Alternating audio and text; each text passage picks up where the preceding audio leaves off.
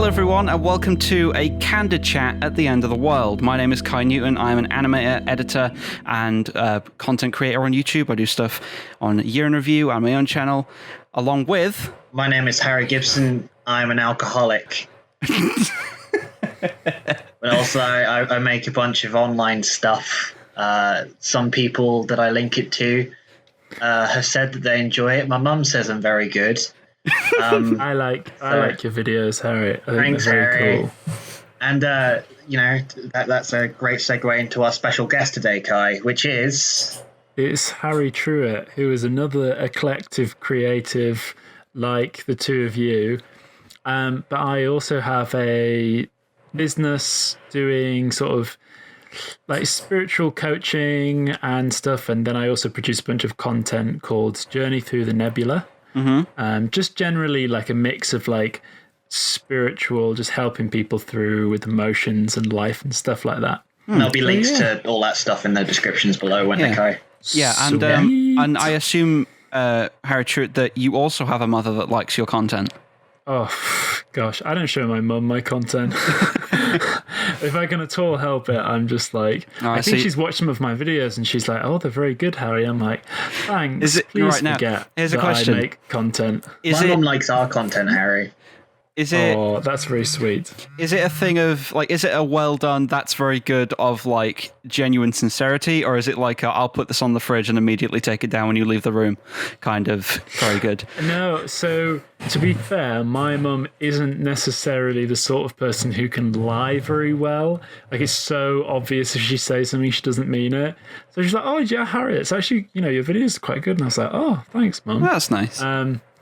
Yeah, which is nice. Though some of my general actions in life are very put it on the fridge sort of response from family members. So, I'm kind of accepting of that.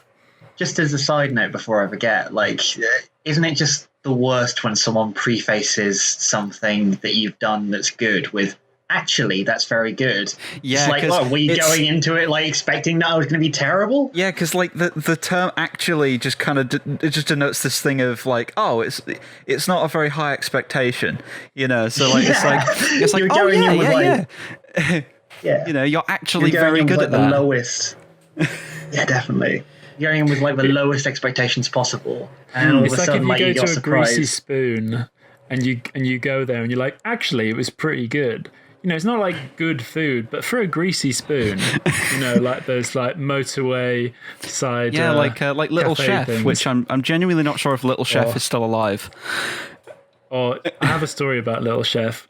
So my mum, when she was younger and she was less travelled, let's just say, she went to Little Chef with my dad, and basically she'd lived on a farm the majority of her life, and they just have like beef for dinner because it's a cattle farm, like beef, mashed potatoes, Yorkshire puddings, peas, gravy, sometimes lamb, so they're super standard. And then she went to Little Chef with my dad, and my mum was like, oh my God, this is amazing. Like, if I was rich, I would eat here every day. I'm sure you would. That haunts my mum. That haunts my mum to this day that she said that. Oh, dear. I remember going to, like, a roadside, well, not a roadside, like a motorway side cafe, restaurant type thing. And I remember it very well because I think there's a picture of it, of me looking really just, like, bewildered at a Cumberland sausage. I can just kind of imagine you just like with this confused look at you on your face, just with this big sausage just in front of you. Because like, at that point, I can't remember how old I must have been. I think we'd come back from like a Haven holiday, and we were like, we're really tired. We just need something quick to eat. And I think I'd accidentally ordered, or somebody had accidentally ordered for me, like an adult portion, and I'd lived the majority of my life, pre-sausage, or pre-Cumberland. Pre-Cumberland, thinking, I was waiting for that to I knew in 2020. I'd live all this time like pre-Cumberland sausage situation, thinking sausages were only small, and I looked at it going, wow, this is what adults eat. And there's just a picture of me. I think there's another picture afterwards of me going, yes, this is still a sausage, so I enjoy it. What I think is funny is when you're a kid and you're trying to sort of figure out how does the world work? You come to all these like hilarious, erroneous assumptions like, so when you're younger, you eat small sausages, but when you become a grown-up, you eat big Cumberland sausages. This must be the way of the world. I'm starting to understand this thing. This is It's the what way our I have ancestors spoken. did all those years ago. Yeah, that kind of brings me on to something that I find quite interesting is like when you're younger, you have, I guess, preconceived knowledge of things. Like you're told stuff through books, through your parents and whatever, how like things are supposed to be. And then when you grow up, you start realizing why, like actually why. Like, for example, when you learn like a certain word and then you learn about like prefixes and suffixes and all this, you then realize there's other words that have those attached and you're like, oh, that's why that is, the way it is.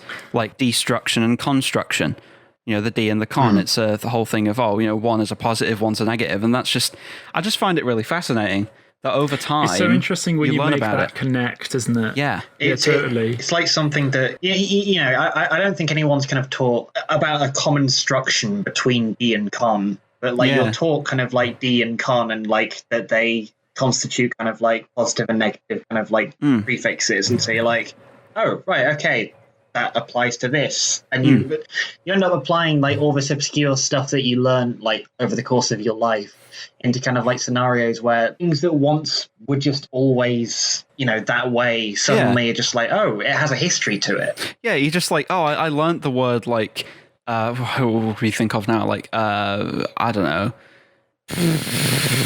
Words aren't coming to me, It's but like, you think of a word and you're like, yeah, that's the way it is. I said to you the other day when I said minutia to you. Yeah. And I spelt it out, and you were like, that must mean like the minute part of it, like the details of it. It's another thing as well where it's interesting. Yeah, where you spend like a long part of your life learning words from, how they're spelled, but you also learn certain words from how they're just said to you. Like, I don't know, like the word minute, like you say, you look at the word minute, the way you pronounce it, it looks like it should be written MINNIT. But when you see the word like minute, you're like, oh, that's just minute, not minute. It's really strange, but it's also really cool. The English language itself is just kind of a weird anomaly because like you have all these words as well. Like you just reminded me with the word minute. Like there's all these words that, are spelt the same but mean different things. Like, like minute and minute, spelt exactly the same, but like, have completely different meanings. Or something like Alice was saying, like the difference between tears and tears the other day. Yeah. Like, the Johnson & Johnson shampoo thing is no more tears. It's not no more tears. And for years, I was like, oh, it's no more tears. But it does make you cry, as per the Family Guy joke. But like, but yeah, like That's hilarious. No, we've been sold in a lie, It's actually no more tears. People have tried to create these constructed languages that are more logical than our own languages. And it's like some people spend a ridiculous amount of effort trying to learn these virtually pointless languages. Yeah. But I don't think that the human mind actually finds any use out of them.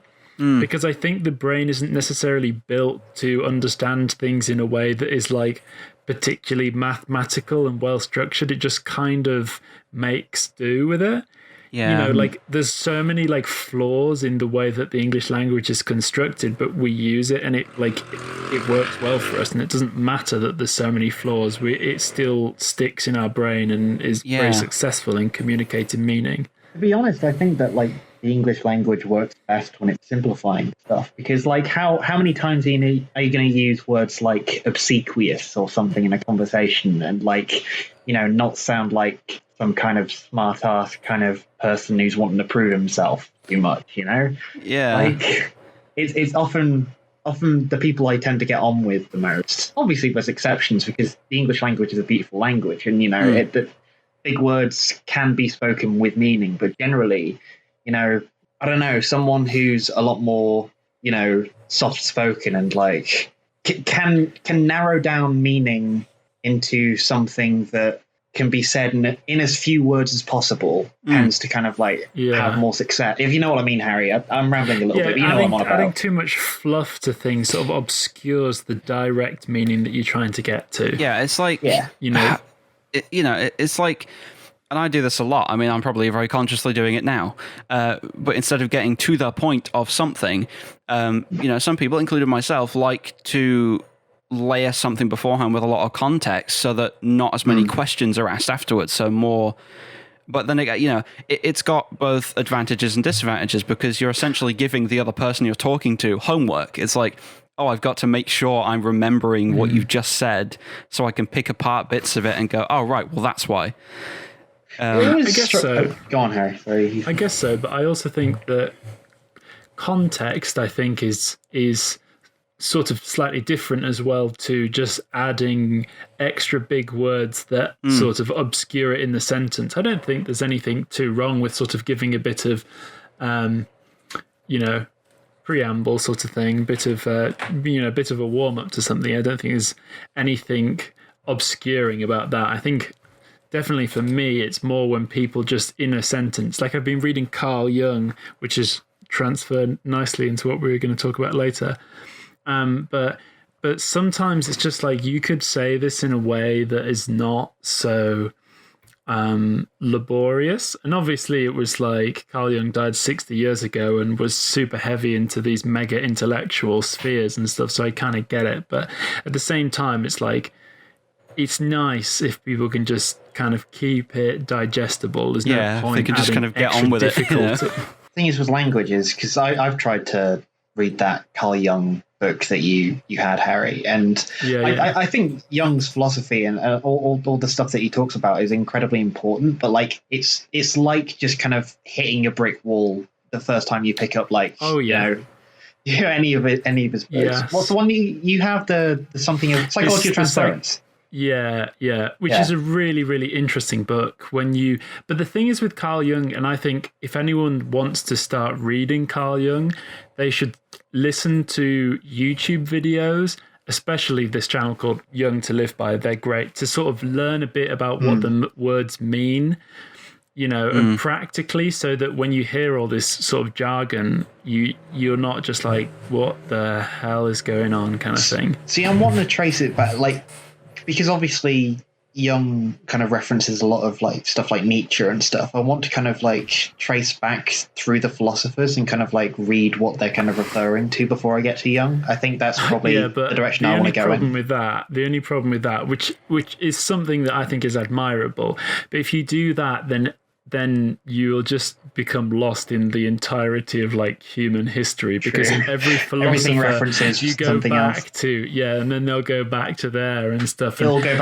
goes back to like Plato and Socrates, and then to the pre-Socratics, and then like and even they was like speaking about all sorts of crazy things that they were referring to. And I think even the Greek, the ancient Greeks spoke about like Atlantis and Lemuria and all this like crazy stuff. So it's like where do you draw the line? What, This is another thing as well. You kind of remind me of when we went out somewhere a couple of weeks back, and I think George, Emily's brother, was reading a book about old mythology and all this, and I came across the whole thing of Noah's Ark, and Mark Stay, Emily's dad, popped up and he said, well, a lot of the story of the Ark, or specifically the Big Flood, has been talked about in multiple different things, so it kind of gains a little bit of credibility. Not the whole thing of putting two animals of every single species on a boat, because that's completely impossible, but it shows that there probably was some kind of great flood, but it's been exaggerated as like a thing and and even if there wasn't a great flood, the story, I think historical stories, and biblical texts and religious texts and all that stuff, the fact that people are talking about it and it means something to people is just as important as a real event, being a part of history as well. Yeah. So, Yeah, for sure. I just have this feeling that, like things like, not everything, of course, but things like that, when they are talked about and adapted into things from so many different sources, that there must have been something that they all came, from the root from. And I just find it really fascinating. It's like dragons. Yeah. Like, that's interesting because we all have dragons around the world. We, view them differently, but like, what was that? What, and you can understand some people's view of like, oh, okay, so there was like large reptiles, and we had something in our brain that was like, get away from the reptiles because that's programmed into us, like snakes and things. But then at the same time, it's like, what? So in like old England, we had big reptiles to worry about. I mean, I guess it's go on. You go first, go. I guess it's this whole thing of like, I guess back then when they made all these things about dragons, it's like this whole thing of there's something dangerous, I need to exaggerate it to give, it more notoriety, which is, what the news does. It's like everything must be death, keyword, tolls and all this. So I guess back then it's this whole thing of we need to exaggerate everything, so let's make them massive, let's give them wings, the ability to fly. Because if you look at like a spider and you think that's a bit creepy, and then you're told there's spiders that fly, you think, Jesus Christ, what are we going to do? Americans say that porcupines can shoot their quills. Yeah, can they really? No, they can't. But right, shit. If you think that that's true, then you're definitely going to keep a lot more difference from a porcufine. Yeah. Like, going on to kind of what you were talking about a little bit there, Kai, about the news. Like, it's almost as if like the stuff that they're talking about, on the news, like, and all this kind of like moral outrage and panic, as justified or non-justified as it may be, there are modern day dragons that we're kind of putting up with. It's the same kind of concept. It's the same idea of just kind of like taking an idea of something and then just kind of like blowing it up, and the panic that people are feeling are adding to this overall feeling of panic. And it's becoming, metaphorically, of course, but they're becoming dragons, that we're having to kind of face down and understand. Yeah, no, you're right. One of our biggest dragons is like depersonalization.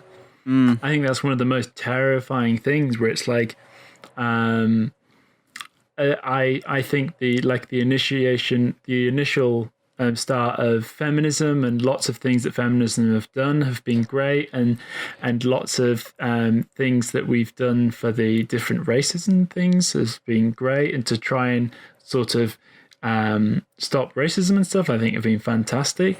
But it's kind of got to this weird place where there's a bunch of people that are starting to like deny the fact that men have masculine biology and women have female biology. And I'm all for people like, being however they want to be. But your personality is a mixture between, this creative spark that you have in you and your biology and the chemicals that go through your brain. And I think people are being denied, saying like, oh no, like we're all the same. And I'm like, look, if I give you coffee, or if I give you, a joint or some, something else, like some chemical, then that affects your personality. Your personality is altered. And we know that the different sexes and different people have different chemicals running around in them. So why should that be any different? Like, going back to, I think you said something like, everybody's the same. It kind of goes back to something I heard about, because are you familiar with like the different versions of the Muppets? Like you've got the Henson Muppets and you've got the Disney Muppets. I can't remember which way round it is, but it's something like the early Muppets. It was like, all of our differences are great, and that's what makes it. That's what makes it special. But the Disney Muppets, again, or it could be the other way around, is like everybody is exactly the same, and that's why it's great. And both are very valid things.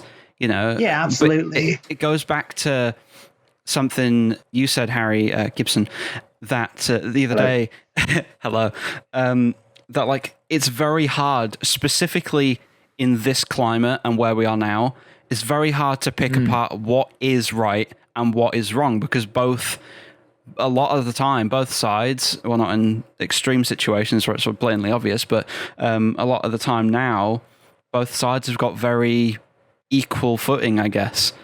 You know, everyone's got part of a whole point. You know, like everyone's kind of like cottoned on to something that they're like, okay, this is kind of like, so like if we talk about like the whole, I don't want to use a word, what we're going to call it, the germ. Yeah, if we talk about the germs, if we talk about the whole germ situation right now, and people knowing, even if it's like post, you know, this kind of period, like if you just look at the date, you know what we're talking about. Post-germ era.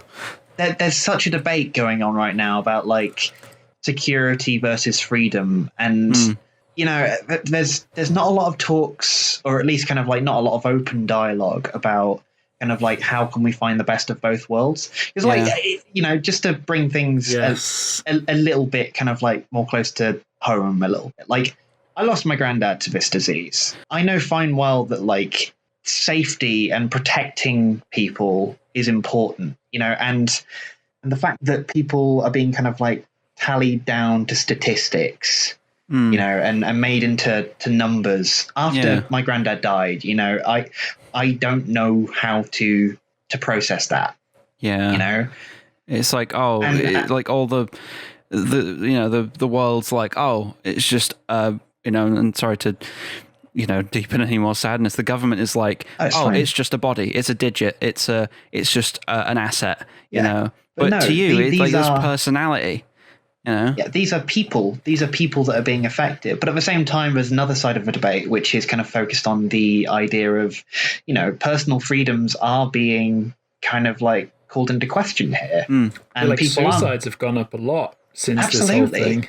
You know, people are lonely. People are, you know, being encouraged to go out and isolate from each other. And, well, not go out and isolate, but, you know, stay in and isolate from each other. And it's like, you know, things are getting better, don't get me wrong. At this point in time, like the shops are starting to open again.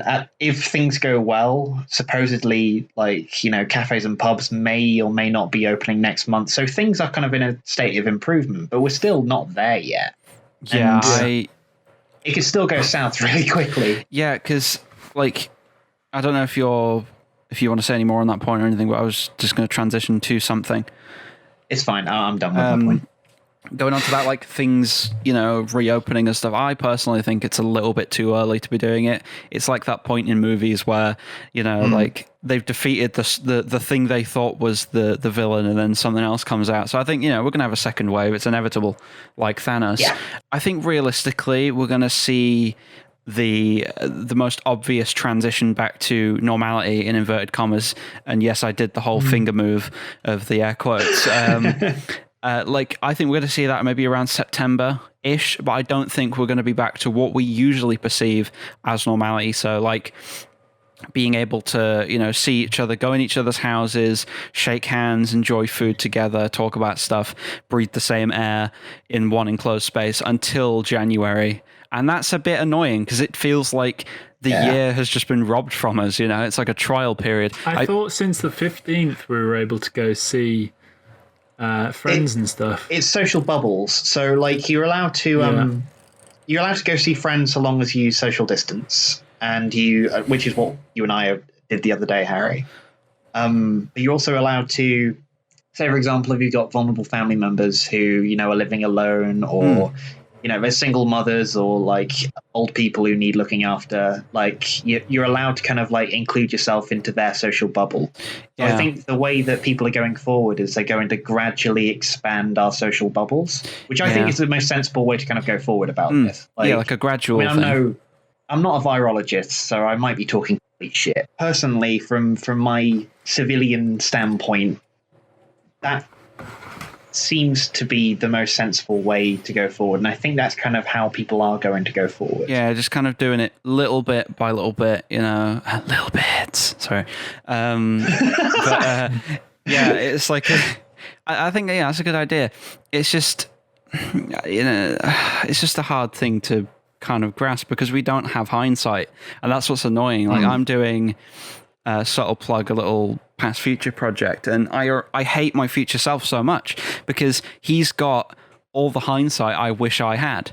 He knows whether this is all blown over by then. He knows whether we're kind of trivializing something and this will just go away immediately. Obviously, it hasn't. Prick. But yeah, future Kai, you're an idiot. But it's very hard to grasp because I don't know if you knew this, but obviously I've read multiple sources about it all. But the germ. The germ originally started out as an animal virus, so obviously we didn't have all of the the data on it and stuff because why do humans need to worry about a disease an animal gets?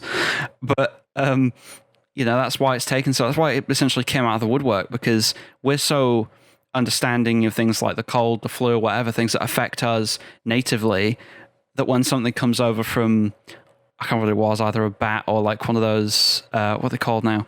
They're not armadillos, they're something else. Pangolin, maybe? Yeah.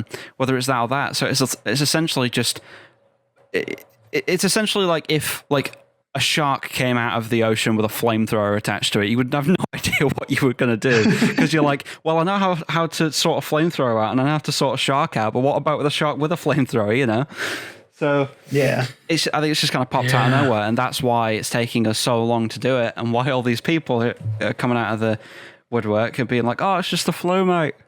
It's really not. I think it's that thing as well of like whatever the people in governments and around us make, whatever decisions they make. I think the most important thing you can do is look to yourself as an individual and like think, okay, how can I be the most helpful to myself in this situation? How can I develop myself the most in this difficult situation? And like how can you be a beneficial person in your sphere if you're able to be, and if you're not able to be that, there's no like pressure. You shouldn't force yourself to be, but how can you be the most helpful person for you? Yeah, like I just find it really fascinating. Like got that door really creepily open, sorry. Like I think it was the 11th of March this year, I think was the last day, I think before lockdown, where I was out doing normal stuff. I think it was when I did a video on the Year in Review channel called A Pessimist's Cream Egg. At least I think that was the 11th of March. I'm not too sure. And that's when I was into it all. And ever since then, obviously, by the time I went to a Sainsbury's the other week, I'd spent the entirety of my time inside, just doing work and all this. So technically, it didn't really make much of a difference. But I think, and I've talked to like my dad about this before. As this has gone on, you start realizing stuff that you both relied on, but also stuff that that was just kind of second nature. Like, oh, I could just do that. Like, let's go out for a meal. Oh, wait, we can't. Let's go. Yeah. Do you get what I mean? Like little things that pop up every now and again into your realization of, oh, I guess I can't do that. My latest two videos that it sort of kind of like bleeds into the germ. It shittily put over like the germ. The germ. You panicked so much there. From the beginning of March, like there's kind of a acknowledgement that it's going on. Yeah. But, like. It's like, oh, swine flu. All right, fine. We're going to complain about this for a small one. Everyone's going to go, swine flu, oh, bird flu. And then nothing's going to happen. There's two videos about it that I'm aware of that I made before lockdown happened. And that was Ripples on March 1st, where I look at a bunch of aptly named beers and point at them. The second one was What We're All Thinking. Yeah, which was on the 14th of March, which was me going to the same box of aptly named beers and just, like flipping it off. Flipping the bird, yeah. But then, like, the final two quote-unquote normal videos where social distancing was being encouraged, but, like, lockdown wasn't in measure. It was when a friend of mine and Harry's called Laura came up. Oh, yeah, Scooter Madness. Scooter Madness and Frank. Those were the two last normal videos for me before I made Isolation on the 17th of March. I like that one. Yeah, I like that one too. It's just like I say the word all the time, fascinating. It really is. I need a thesaurus, goddamn. But yeah, like I don't think life is going to be how it was before. Like obviously, I think it will go back to some form of normality or normalcy, whichever the word is. But I think this will be, and I've talked to you about this. I think I've talked about it to both of you. Yeah. How the whole like shoe bomb thing happened.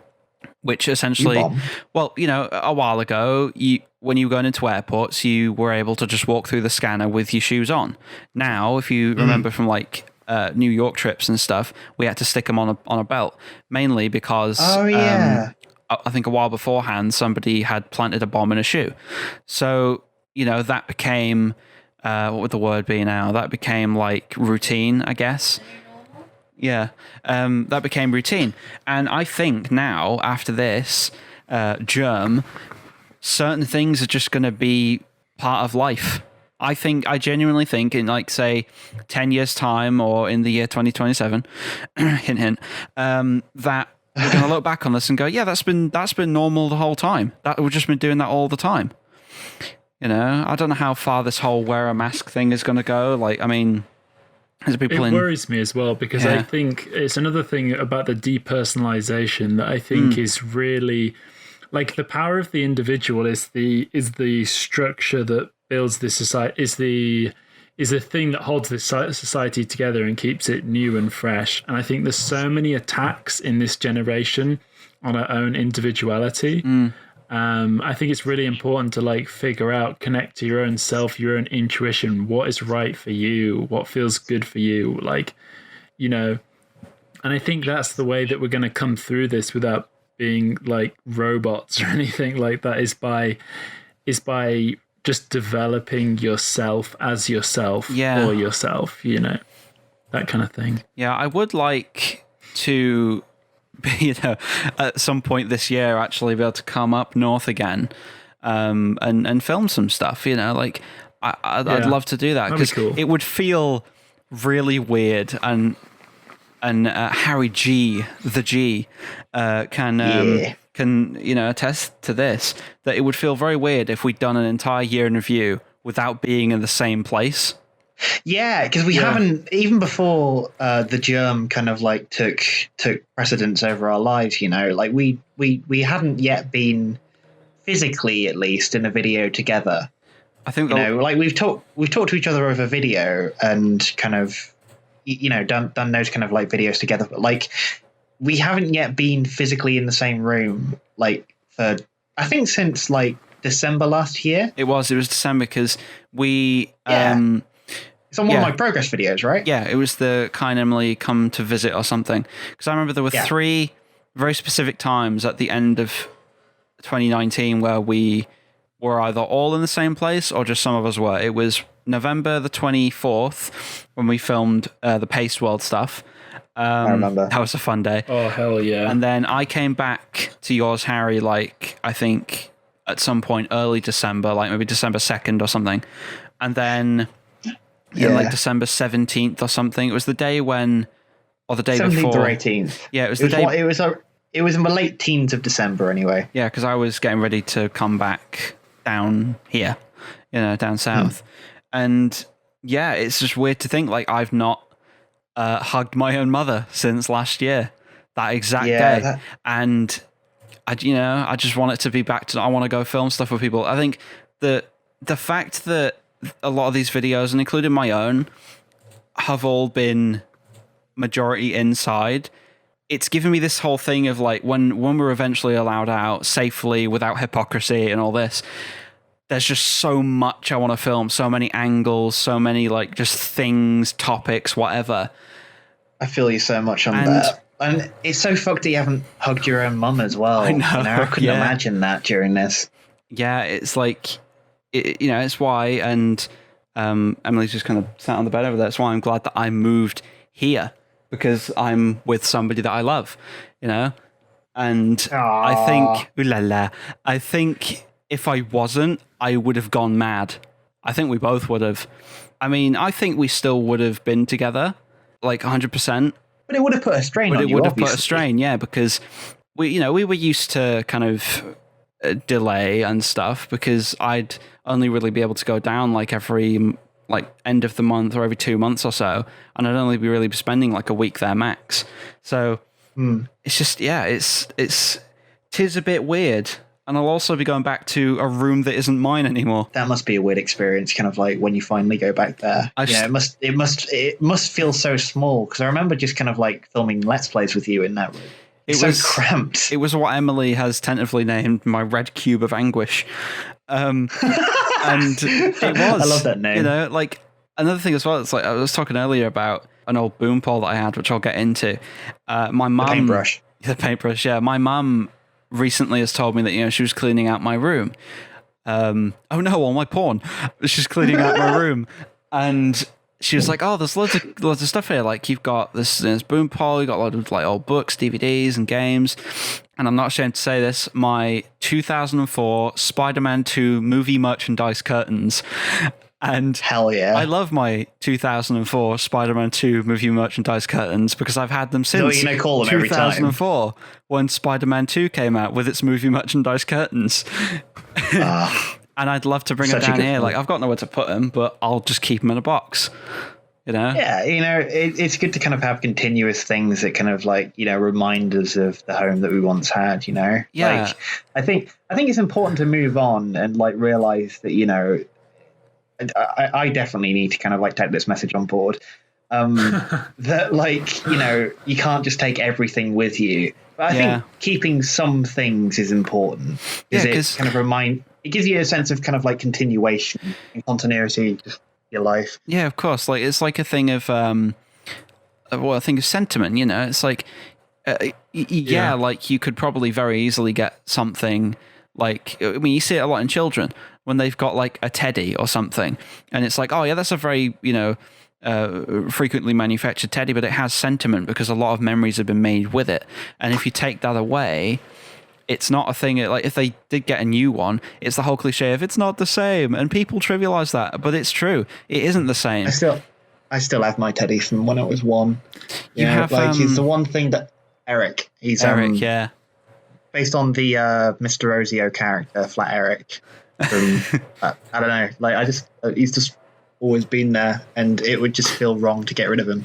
Yeah, but one of my ones that I always like to keep is my old notebooks. Yeah, because it's like I jot down so many ideas. Especially, it's like interesting reading ones from like a couple of years ago. So I read through a bunch of stuff, and I'm like, "Lol, it's funny that I thought that at the time." And then I flick through it, and I'm like, "Oh shit, that's a really good idea. I forgot about that." Yeah. I've made so many notebooks that I've titled animation ideas, and I'll get like 2 pages in, then just use it as sketchbooks, and then like I'll go back and I'll be like, oh yeah, I wrote this down, because I'll go back and I'll be like, did I write a story about the crazy teacher? And then I just rewrite it, and I go back to the old one and go, oh look, I had a joke there that I could have used.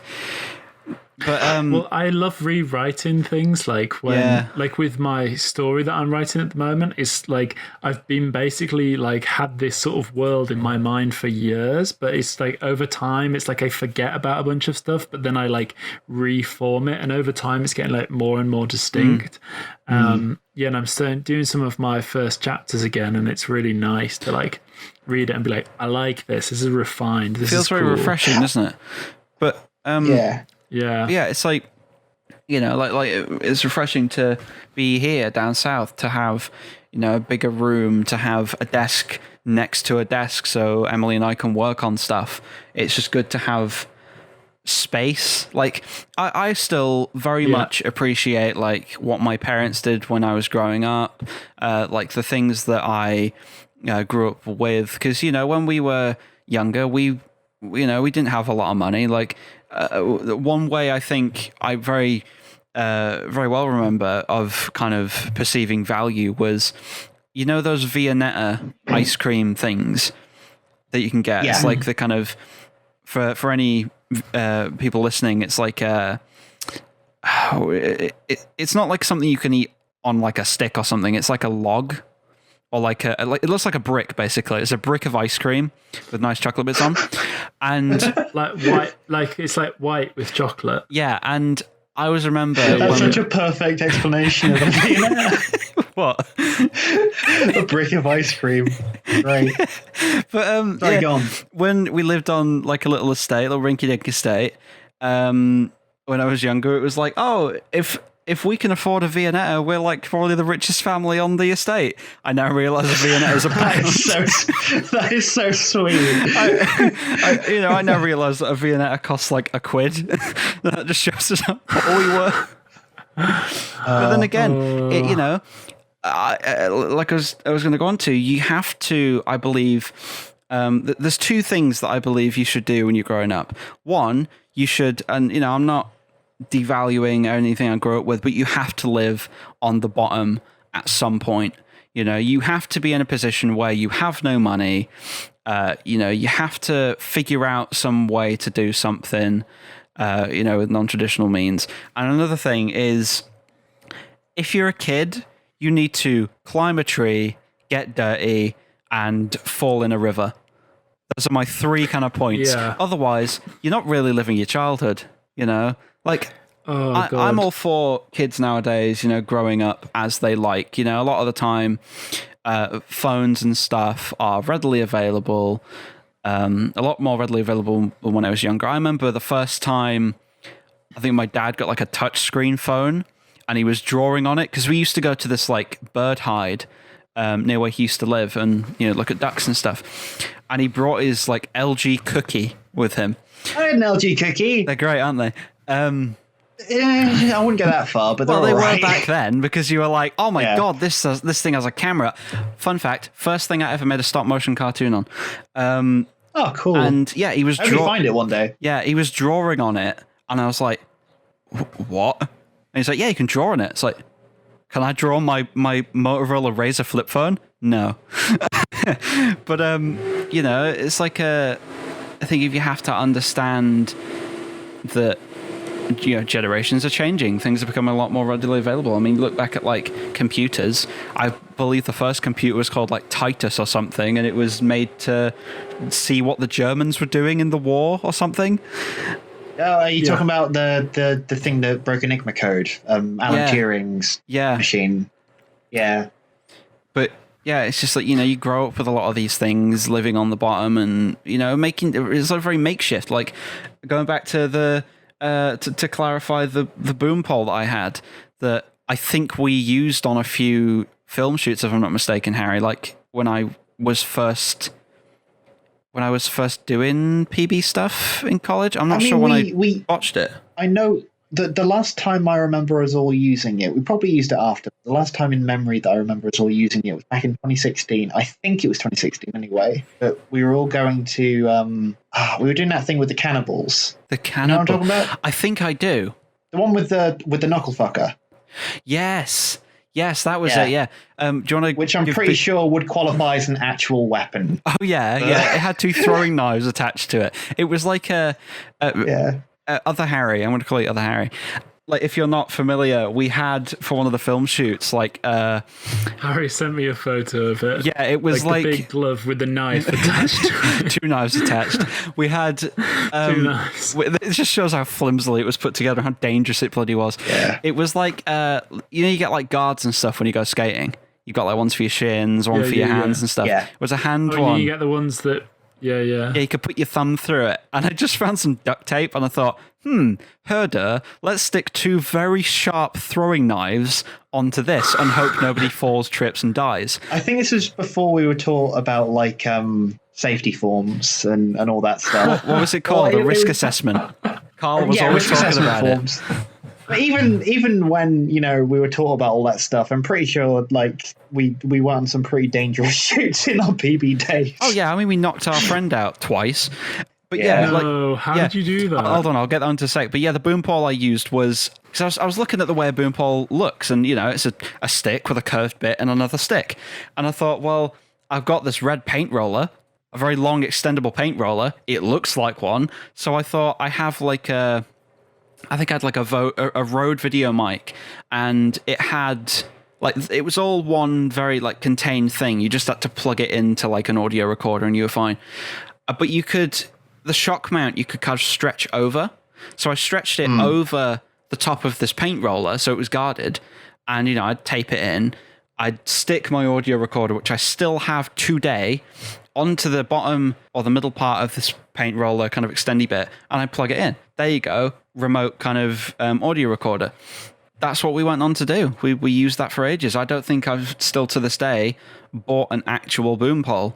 The only actual Boompoles I've used have been in college, which I find really cool. The thing is, if it works, then it works. Then you have no need for the new thing.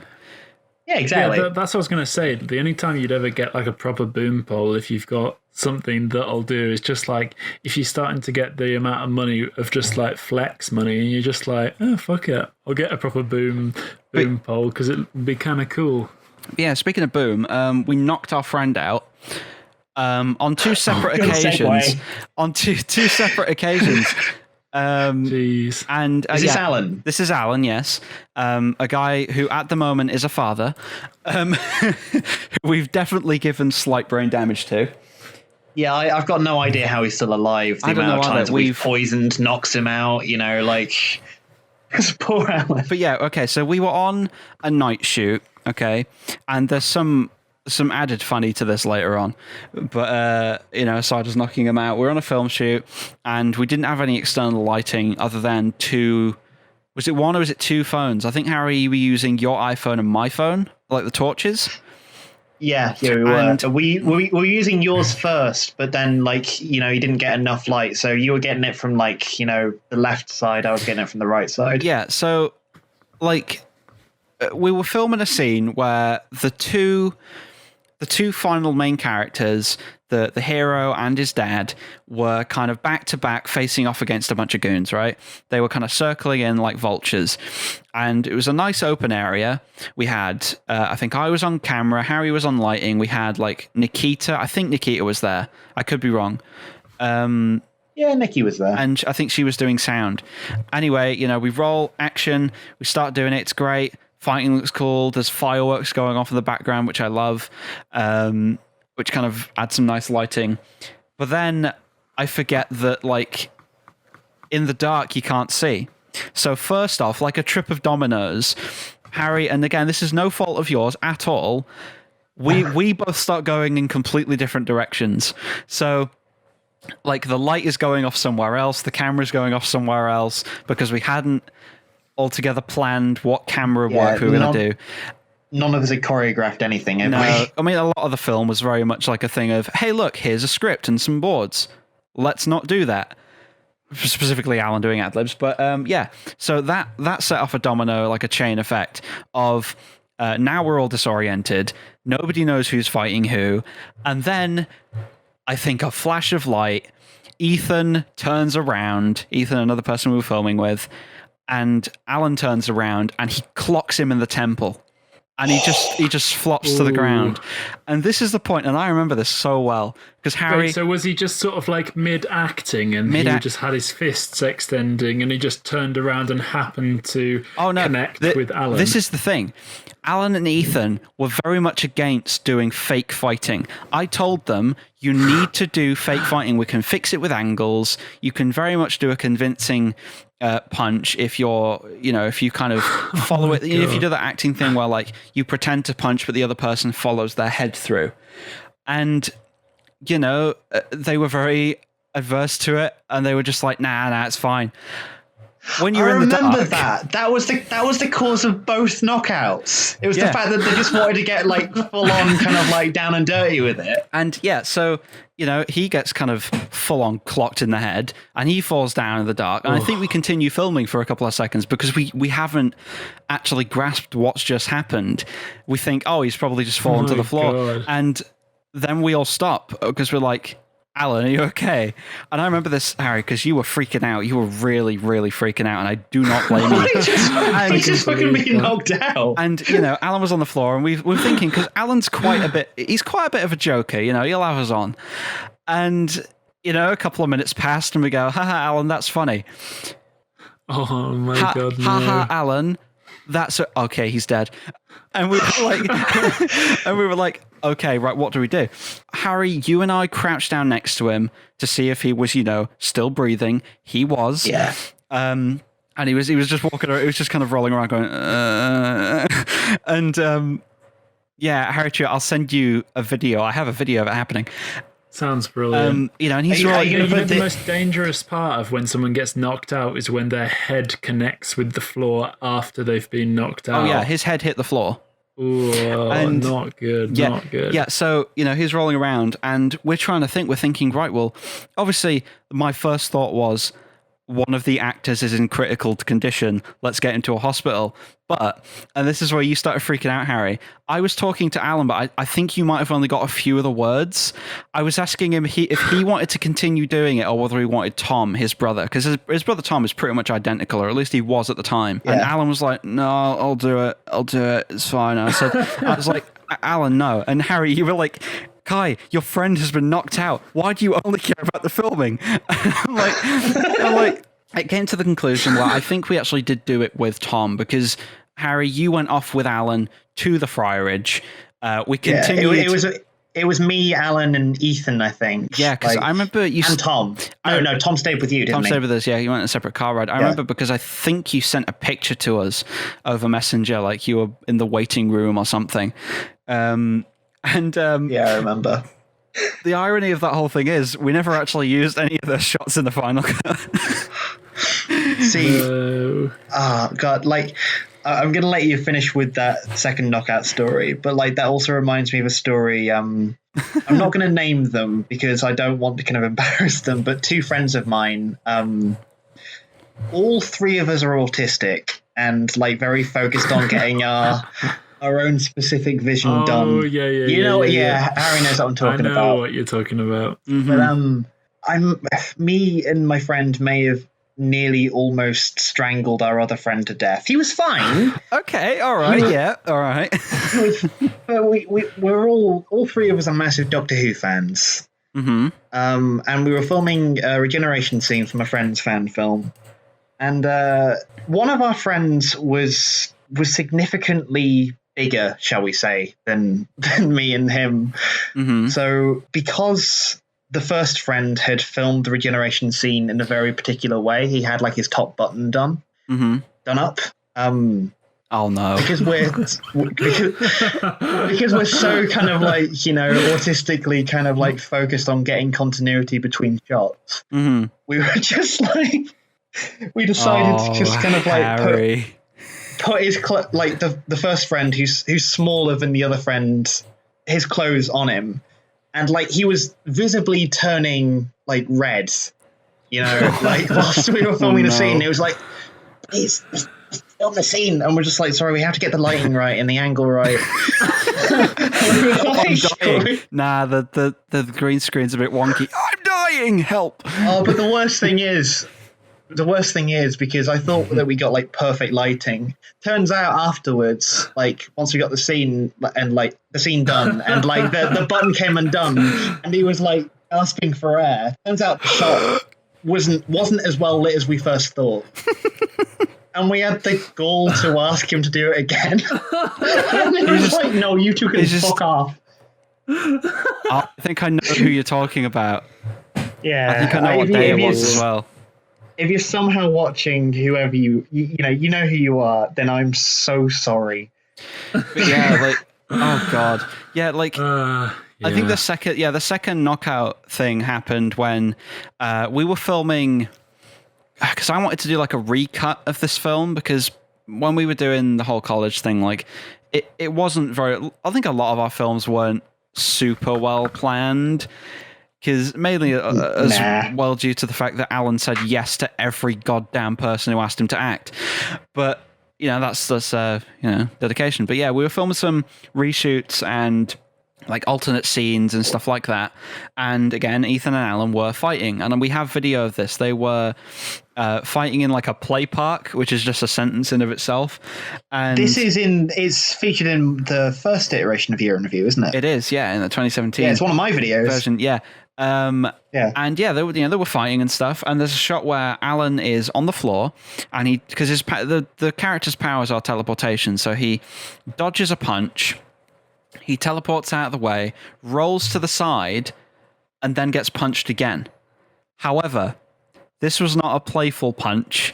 This was Ethan full on smashing him in the face. And you know what? I'm kind of hurt because the goggles that I got for Alan that day were broken. Oh, a punch that hard that you just smashed the goggles. Oh yeah, he That's smashed dreadful. like the frame out of the. I think the frame out of one of them, and like the what do you call them on? They're just handles, aren't they? I think so. He I know what knocked you're that on off. about. Like, yeah, go on. Yeah, because he knocked those out, and I think they were all cracked. And we were thinking, this just shows like my concern at that moment, thinking, it's just commonplace. They knock each other out all the time. I'm thinking, that'd be cool for a battle damage suit. Have you kept the goggles then? Oh yeah, they're back home. Oh, hell yeah. But no, like, I think I'm trying to remember how because the punch itself was shown in the video, wasn't it? It was, yeah. And like it was like full on. You get to see it kind of like land in slow motion, and you can hear it land. Like it's one of these kind of like punches where it's just like you hear his head kind of hit the floor afterwards. Yeah, because his head, no. he was kind of sitting up slightly, like his head was tilted up, and there was two impacts. It was a very like dull, like bassy thud to the head, and then like a crunch when he hit the floor. Yeah, I remember. Oh, no. Yeah. But yeah, that's a couple of times we almost killed our classmates. Alongside the 3 separate times we've made Alan a smoothie with like God knows what, and we put lube in one of them. I mean, it's not really. Two of them. We used it for the second one, and we garnished it for the third, didn't we? Yeah, we put it physically in the second one, and we garnished the third one with lube on, like, it was on top of the cream. It was his. I think It was his. So it's non-toxic. Well, Yeah. that's what we were thinking. It Is you wasn't can, toxic. you can eat it. And the funny part of that is that his girlfriend at the time was the person who pitched that ingredient. So, yeah, that we put all sorts on that. But that cat food, like we blowtorched a leaf. Yeah, I mean, we were deliberately trying to poison him that time, though. Yeah. So I don't think that kind of like necessarily counts as to kind of like times where we've accidentally kind of harmed Alan. I just feel like if you do a fourth one, you're just going to accidentally do some sort of weird new alchemy and create some weird new ingredient that no one has ever seen before. Well, we were going to do that, weren't we? But I mean, I still do want to do it. Last year, weren't we? Called the Black Death, which was just going to be like, it was like a trifle, but like it looked like tar. But this is the thing: I don't think I could, in good conscience, do that now to a man who is a father.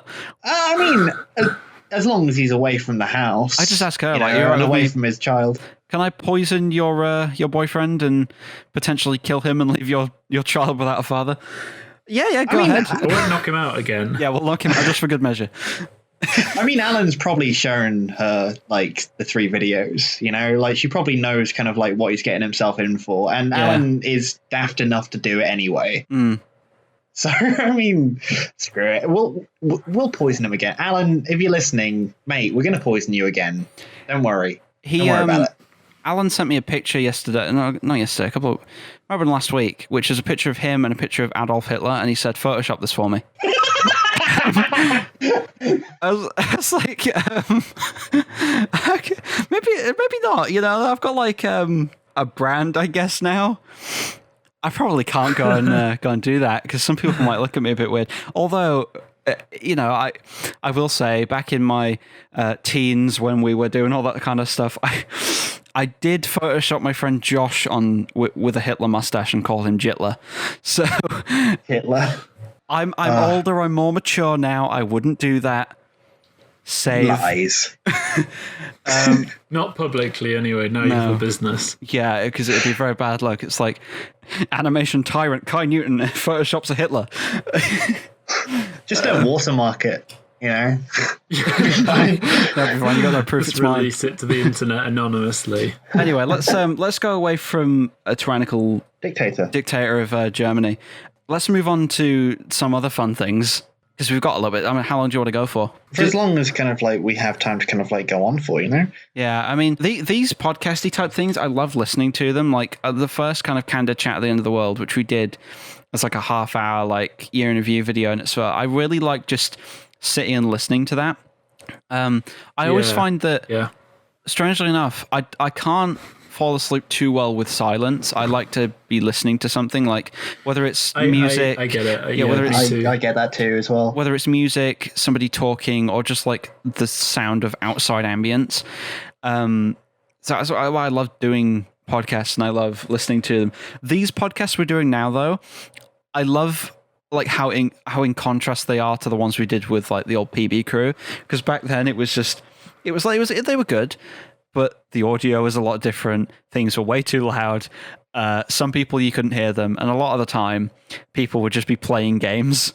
And Harry, I think you got a little bit annoyed at one point, didn't you?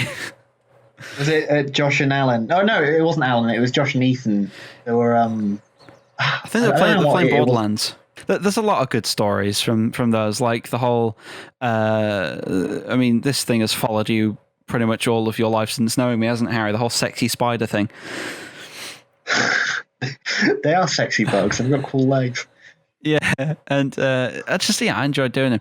But yeah, like stuff back when we were in college, I think was fun. It's what I kind of like calling probably the most innocent time of our lives. If you get what I mean, like we had no problems really. Well, we did have problems, but they weren't as like, I don't know how to explain it. Like, you know, when you're in primary school and you're like, oh my God, I need to get my homework in. This is like super important. But now you're like, damn, I need to survive.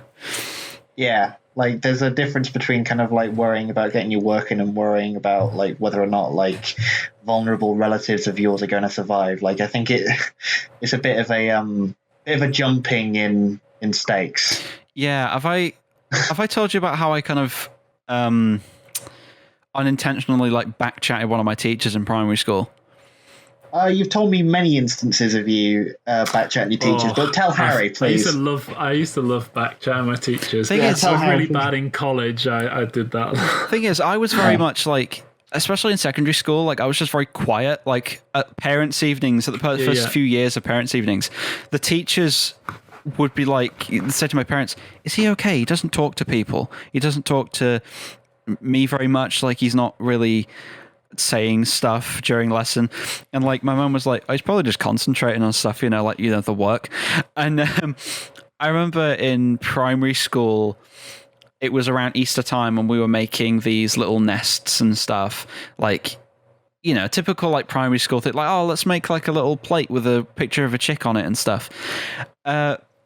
And the teacher had brought in some mini eggs and I thought, oh hell yeah, mini eggs, that's great.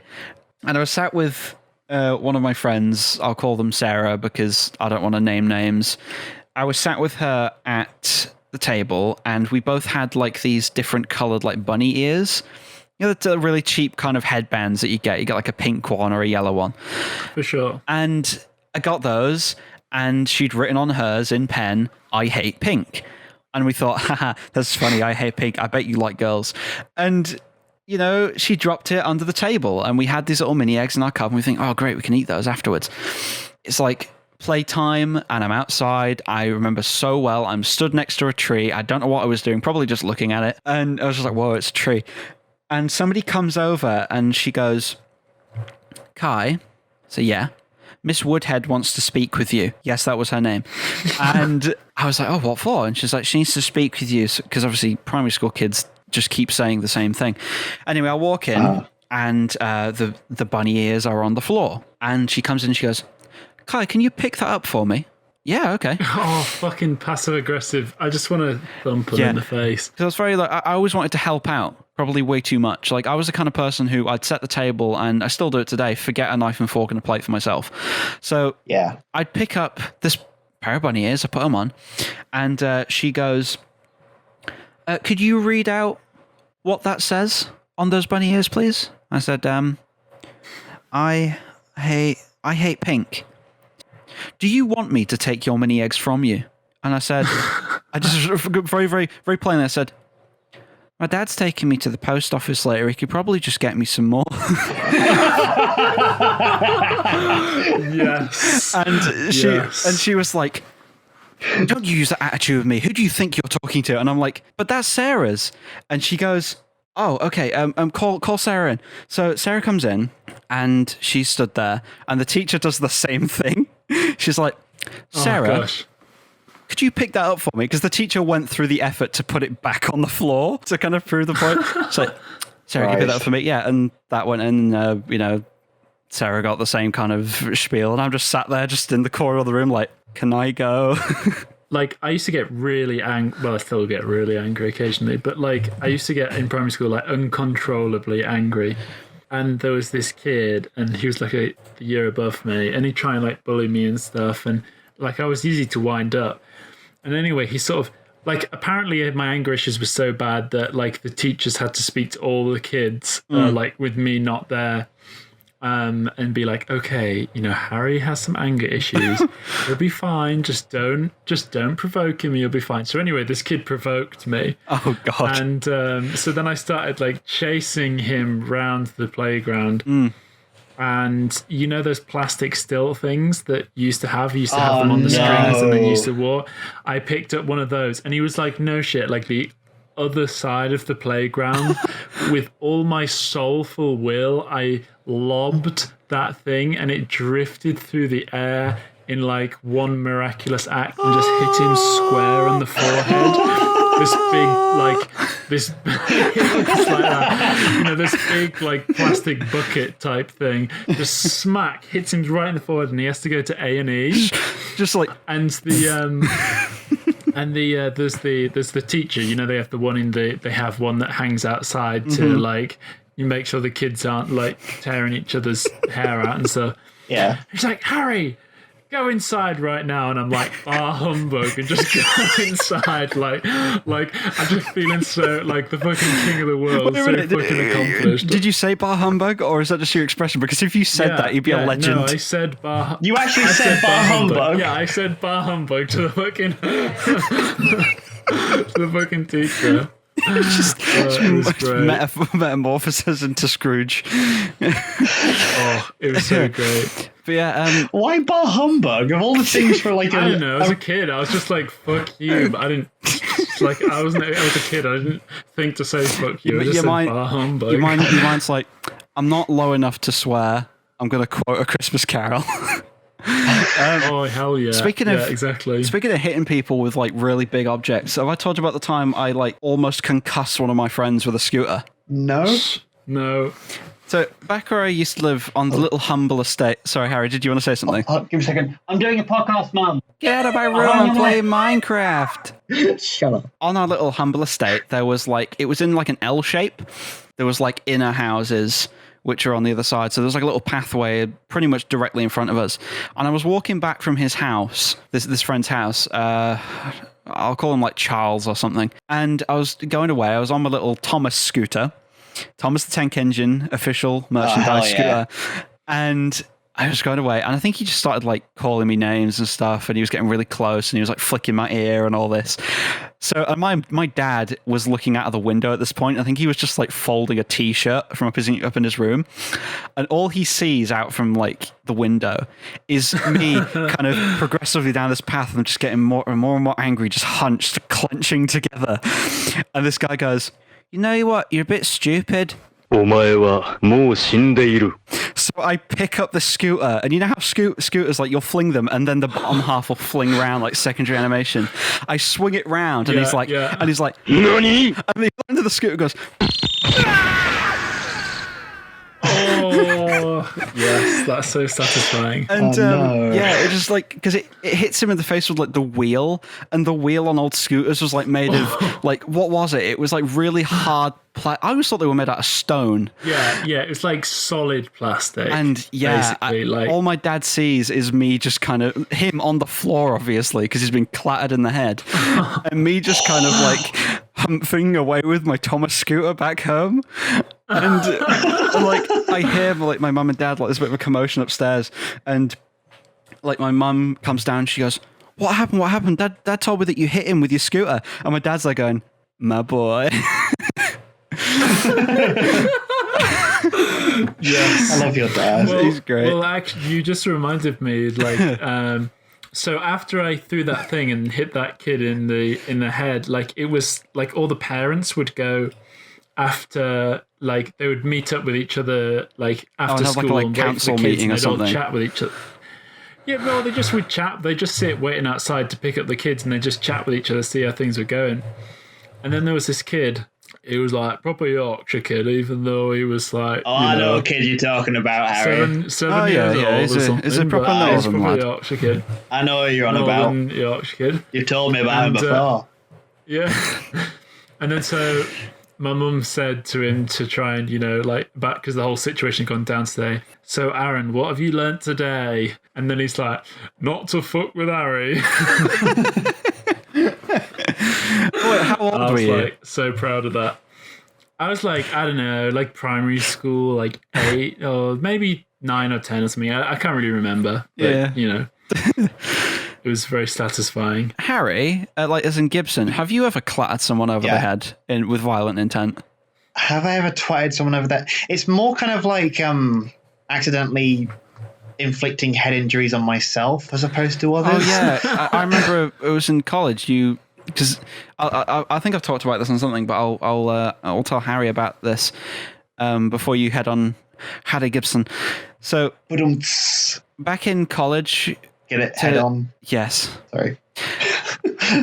Back in college, we had the media department was separate from the actual main part of the college, and there were 2 doors. There were doors that you had to open yourself into a little foyer. It was a very short foyer, and then there were doors that were automatic and they'd open towards you. So we're filming something, and I think you do that kind of I think you playfully insulted Ethan and ran away like, yeah, you can't get me. Anyway, I think you forgot which doors were automatic. I did. Because you were running, but you weren't looking where you were going. So these doors open up and you just smash straight into them. Yeah, I remember I slammed right into them. And I was so angry. I was so upset. Not because my friend was hurt and probably had brain damage, but because I just... This is very telling with all the stories where you're like... A friend is badly injured, and the first thing that's like, God damn it, they broke my goggles. God damn it. Yeah, this situation... See, I wish I could blame him, but I've also been angry at friends being injured by my hands as well. So it's like... In this situation, it was a thing of, why did I just have to stop filming? Yeah, oh no. Yeah, that's really irritating. It would have been a perfect moment to catch on film. Harry hit this thing, and it sounded like a Big Ben bong. Yeah, I remember it was like imagine like a clock tower, the sound of a clock tower, except a little bit reduced, but that same kind of clanking. It was like that's brilliant. Yeah. But no, I'm surprised I don't have brain damage. I probably do. The amount I stutter and stuff, I probably do. But the 2 main ones that I can probably remember are one is when I was incredibly excited to go and play on my trampoline. So I was at my Nana Owen's house. I love this one. Yeah. And I had a little mini trampoline that was in the hallway. It was tiny, and I was only a little kid. So was it the little trampolines with the handles? Yeah, it was one of those trampolines. Those. So I was running through from the kitchen. We were there for Saturday dinner, and I forgot to open the door because I was so excited. And so I went clonk into the door handle and I cracked my head open. Oh. And I was in A&E until 11 o'clock at night. And did you reach for the door handle or did you just... I can't remember. All I remember is I was running towards it and then clonk, I'm on the floor. Can't remember for probably good reason. Because I just have this image of when you've told it to me before, of you running... reaching forward to try and unlock the door at high speed, but just running so fast and not managing to get the grip quite right or something, and then just going. I think that's probably realistically what happened. I've heard this thing when people talk about injuries that they've had before. They remember the bit directly before and the bit directly after. Yeah, it's and the injury bit is kind of missing, and that's kind of the experience I go through when I remember that back. It's just I can't for the life of me remember what the fuck happened. All I remember is I was running high speed, and then next thing I know, I'm on the floor. I put my hand on my head, and blood.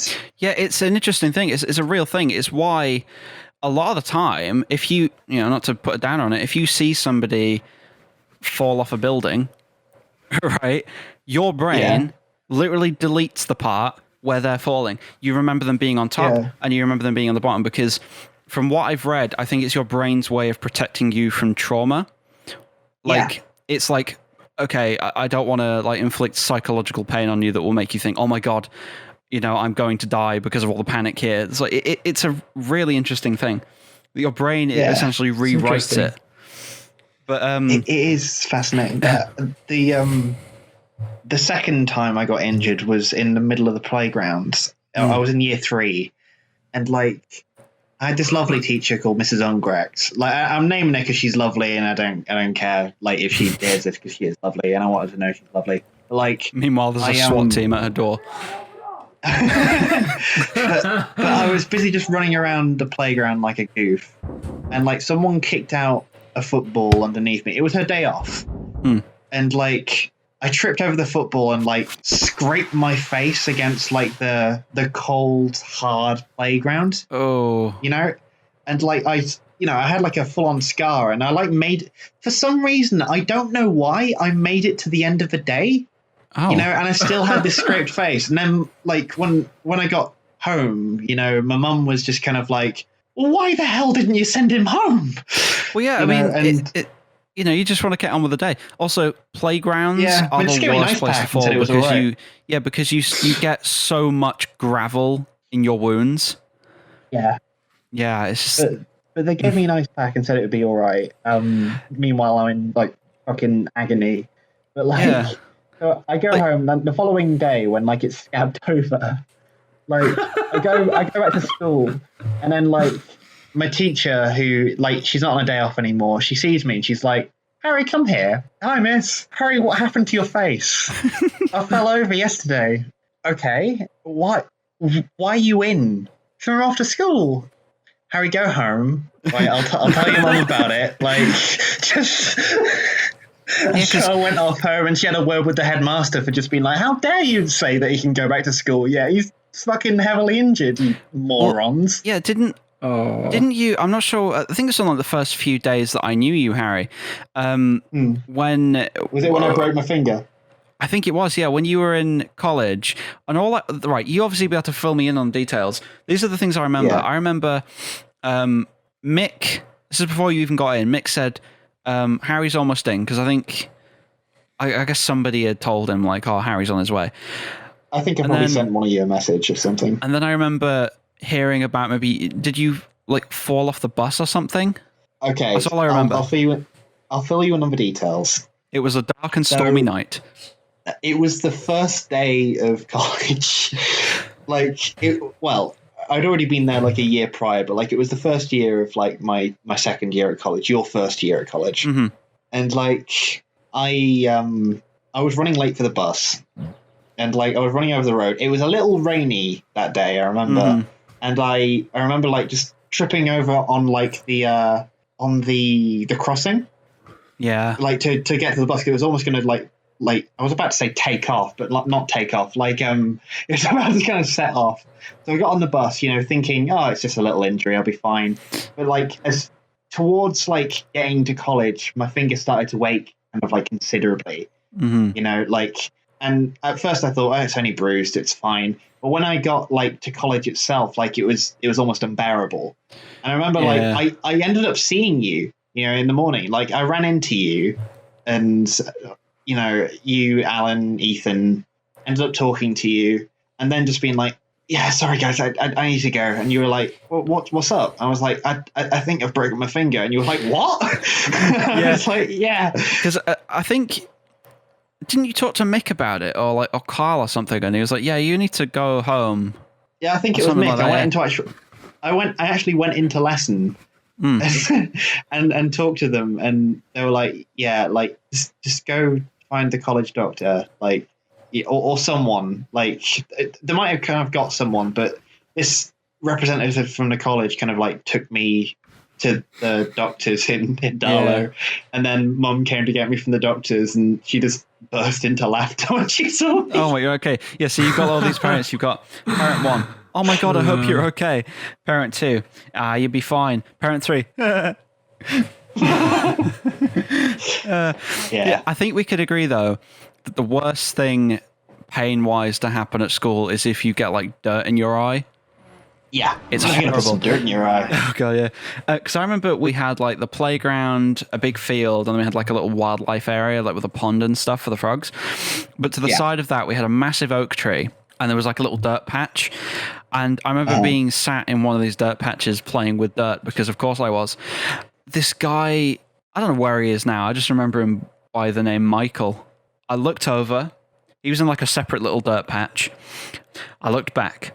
I looked over. I see a pile of dirt and a rock right in front of my eye. The next thing I notice, I can't see anything. What a cunt. Luckily, the dirt had gotten to me first, so my eye had closed, and then the rock hit my eye. If he thrown that rock first, I wouldn't be able to see today. Yeah, he obviously looked very mortified at first, but then afterwards, he just kind of sank back into that whole, like, primary school bully thing of, haha, I threw a thing at you. I'm like, yeah, you did. Kids would do shit like that to not like throw dirt in my eyes specifically, but they would just try and fuck with me. But then my anger was so bad, I would just lose it. And like, I bit a kid once, which Harry, you also did when you were younger. Yeah, I used to. Primary. Mine was less because I was frustrated and because I just couldn't communicate with people. So I used to bite them just because they were on my bike. I love it. Yeah, I have a sneaking suspicion that Michael guy was the same guy who stepped on my face. Stepped on your face? Right, so more context, here you go. I was just sat looking at daisies because I liked looking at flowers. I think it was the end of playtime or something, and I only remember a certain few details. I remember looking at these daisies, I heard the bell, and a bunch of the people who were then playing football wearing obviously those spiky cleats, because with spiky cleats anything's possible. Cleats? Yeah, so they're wearing like the football boots with the studs in, and I remember getting knocked over by a bunch of these people, and I thought, oh god. And then all I remember is looking at the sky, the clouds, and I see a football boot and stamped straight on my face. Was it on purpose, or was it just some guy being careless? I think I don't know. It might have been purposeful. It might have just been like, quick, I need to get to class. I'm going to be late. Wow. I'm like feeling my face because I'm like, oh my god. And I can feel like little divots, very deep divots in my head. There were 6 of them. And I was like, it felt really weird because I was like, that's not meant to be like that. I guess it had been a few minutes. I probably would have been out for a little bit. And I see one of the teachers come to the door as I get there, and she goes, Kai, you okay? Kai, we need to go see the nurse. Oh god. So I went in and they were like, do you know what happened? I was like, I just remember the bell going and then I got stepped on. And like, we had that thing where, when nobody quite owns up to it, so the teacher will keep the whole class back. Yeah. It was that thing. It was just that tense moment of, I was sat at the front with like an ice pack on my face, or it could have been, I think it was an ice pack or just a wet paper towel, because that was the placebo back in school. It's like wet paper towel treats everything. I was sat at the school, like holding my arm, like all nervously, with one of them holding my head. Right, somebody stepped on Kai. We're going to figure out who it is, and we still never found out. Nobody owned up. Nobody owned up to stepping on my face. One of the studs was again so close to my eye. One on my forehead, one on the bridge of my nose, one on my chin, and then one on like my cheek, upper cheek, and then temple area. Kids can be assholes. I know. Your school's fucked up. Yeah. You guys, when you were talking about the college that we all went to, you reminded me of, I went to, like, because we had the school therapy there, and I went to do some sessions there. Because I wasn't one of the students that was, like, from a severely, like, messed up background or anything like that. Like, you just had a certain amount because they just couldn't, obviously, fit everyone in. Yeah. And so I was coming to the last one of my sessions, and I totally forgot that I had one booked in, and I'd gotten drunk. So I'd gotten drunk, and it was great fun. And then I was just like, oh shit, I've got a therapy session, my last therapy session today. So I was just trying to act like I wasn't drunk, and I was trying to really, like keep it keep myself chill. And I was like, no, I think the therapy's really, it's really helped a lot. I feel a lot better, thanks, and all of this stuff. And it was like, I wonder if she ever like sussed it out, but she was nice anyway. She probably did. The thing is, when you're at college, they can't really do anything about it. One, you're there on your own volition, and two, you're adults. Yeah. You're legally allowed to do so, and if you end up fucking up, you're only fucking up your own kind of chances, really. Do you remember, Harry, about like I'm not sure if you were there. We did like a fishbowl thing with a bunch of alcohol. Yes, I do. And Jackie, she's really lovely. And she obviously made that fishbowl for us, and we sorted it out. We had a little bit of it. Turns out, not too great. Just tasted a bit weird, so I just enjoyed a cider. But in the morning, there was a lot of it left. We'd all gone to college, and apparently, according to Alan, Jackie said to him, "Nope, you're not leaving that. You're drinking it all." And he drank before college. Yeah, he drank all of that stuff, and he came in, and I remember Carl. I think it was Carl. Carl told him. Or something like, "Alan, are you drunk?" And he goes like, No, I'm not. "No, I'm not." "Carl, what are you on about?" Carl, no. He's tripping over stuff. He's like, he can't log onto his computer. And Carl I think he takes him out and he goes, "Look, Alan, I know you've been drinking. You're going to go home now." And Alan's like, Oh, thanks, Carl. a lot of stuff has happened in reality. Let's talk about some fiction, Harry. So my thoughts with why I thought this would be a good topic is because we all have our own various fictional things that we create. And I just wanted to talk about, like, just get into everyone's heads about what they want from it, like what they're trying to do with it, and just try, like, everyone's personal philosophies of, like, fiction, like, I kind of find that interesting and engaging. Well, I mean, you brought it up, so you can start if you want, Harry. Like, I'm interested kind of like what your personal philosophy is. First of all, I'm sure we can all agree it's like an expression thing. It's like trying to like understand your unconscious. Like for me, it's like you have this part of your mind that is not the logic part, but it's like this part that understands like symbols and stories and things. Like I think it's a lot older than like the logical part. So if you think of like, when before we like evolved to be intelligent in the way we are now, the sort of intelligence you would have is a sort of a story intelligence of like, okay, that is a monster. That thing will do bad things if I get to it, or that thing has killed, my like family members or whatever. And so you need to run. And this is a safe place, and a safe place is good, and that is good for these things, and you have all of these things like these processes that are like deeply built and wired into your genetics that are these stories that we have, and I think they're super super deep and super fundamental. So I think when we watch something, it's interesting. We watched some movies last night. It was my mum's birthday, and my mum's boyfriend's kid, she's like, I don't know, like 10, 12 or something like that. She had like a pretty good like opinion on whether a film was good or not. Not perfect, but she has like this innate sense of like, yeah, this is good. And I think it's because it's not a logical thing. It's like you feel it. Yeah. If you watch a film and it's badly made, it's not that you logically say, well, this is why it's bad. You just feel that it's off. Yeah, because I mean, you and I just think it's kind of interesting. Yeah, like you'll revisit films, now, and either you'll go, oh yeah, it's as good as I thought it was when I was a kid, or you'll go, why did I like this? But then again, it goes back to what you said, like, yeah. You enjoy it. It's something that you like. It may not be a masterful creation of, of art and film and like very, thoughtful craftsmanship. It's enjoyable because you think, oh, I like this. This is great. Yeah, it's almost like it sends you through like those things that happen. So if you're in the wild and you see an animal and then you run and then you escape and then you've escaped and then you get the high of, whew, thank goodness we got away from that, that animal that was going to, eat me or whatever. Yeah. It's like you kind of go through that, except you don't have to necessarily put yourself in that situation.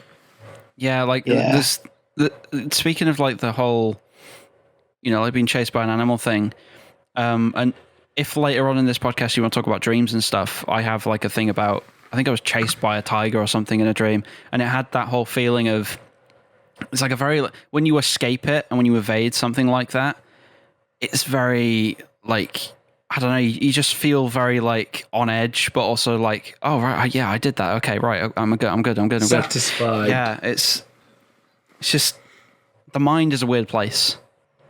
Yeah. Oh yeah. And especially because I'm looking into all Jung and stuff, and also with my spirituality and stuff, like, you get loads of different perspectives on not just like the mind as like this machine, but like on the depths of that thing, like how it functions and stuff, and it becomes like no less fascinating when you start to understand some of the process of how your mind works and relates to itself. Yeah. My personal philosophy is kind of similar in terms of kind of like creating fiction, but like I always have a focus on whatever it is I make, regardless of whether or not it's surrealist, whether or not it's kind of like based in reality. All I want is kind of like for what I create to be honest and kind of like an honest reflection of reality at that point in time. Like I think I was having a conversation with you the other night, Harry, about how with my filmmaking and with my photography and most things, like it's almost like I'm trying to kind of take a snapshot of kind of like what's going on inside my head. There's several ways that you can look at, like, to say, I don't know, like several ways you can look at a brick, right? You can film a brick and just be like, oh, this is just a brick. But also, like, you could look at it through a lens of like, oh God, like this is a brick. Like, what even is a brick? Kind of like going into like the platonic form of the brick, And one could make an argument for like, oh, this brick could represent somehow the duality of man, both creation, building stuff with the brick, and then just destruction, fucking bricking someone to death. I definitely see the interesting thing of watching yours and Kai's videos, seeing the different areas of like your interests and focuses. Like with Kai's, it's like, I think you are, Kai, really interested in just like, you want to be able to just be the best practical like filmmaker you can, and he's just like, just refining those techniques and stuff. And obviously I think you care about that stuff, Harry, but I think what really comes through in your stuff is like, you're trying to capture not just the thing you're filming, but almost like your psychology behind the filming, like the emotional resonance behind that. It's like it's almost just like as a snapshot as to kind of like what my mind's like at that point in time. Like one of the reasons why, before Kai got involved with the Year in Review in the first place, why I kind of like wanted to create it first time around in 2017 is because I just wanted to create an accurate representation of what was going on in my mind. Yeah, because like Kai would know this, and I think you probably remember, Harry, but Kai definitely remembers. I used to keep a diary in 2016. Yeah, you did a written one. Yeah, and I was like, this is good, and it kind of like gives me some perspective about where I've been, but I'm also studying film, so why am I not taking advantage of this and just kind of doing that? And that kind of morphed into kind of like my own personal, like, okay, well, I don't just want it to be like another vlog, and like most vlogging series, are different and stuff. Like I took inspiration from stuff like Past Bing, Future Bing, and Kai took inspiration from stuff like, what was it? Last week? Yeah, last week and last month. Yeah, by Tom Scar. And I went into it with like a very kind of like specific. It's not just I'm trying to create something for others. I want others to enjoy it, and I want people to kind of like relate to it. But like primarily when I create something, I want to create something that I look back on and I'm just like, yeah, that's like an honest reflection of something that I've seen.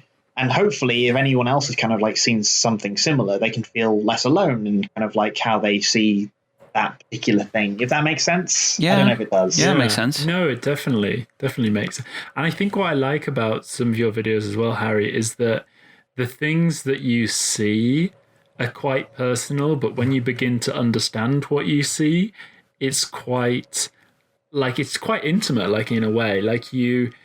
It's very like, oh, I can feel what Harry's going through. I can feel how you're processing that. Oh, thanks, buddy. Even if I haven't had the exact same thought process, it's like I can feel where that's coming from. I almost feel like you should do like a full length movie or something where you kind of bring people deep into that world inside your own head. I really want to. Like, I think one of my goals for like the next 10 years is at some point I want to make at least one feature length film. I want to make at least one thing that lasts at least 90 minutes. You know? Yeah, definitely. Like, but I also, for feature length projects, I like working alongside people because I've always known that I'm a better idea guy than like a practical kind of like, you know, okay, let's put this into action. Which is why I struggle I struggle a lot with narrative, which is why I enjoy kind of like working with people like Kai and people like Harry. Is, well, most of you really. I was talking to the audience, but like,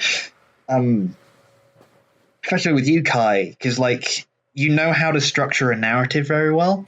You know, like you know how to just be like, okay, so here's the practical reality of what we're going to do here. Like you're always kind of like you are always mapping out your stories kind of like to the nth degree. And I think if I was to make something feature length, I'd love to kind of like work with you, like on something kind of like full on. Yeah, that'd be cool. I think we bounce off each other very well. I think we do. Yeah, I think that.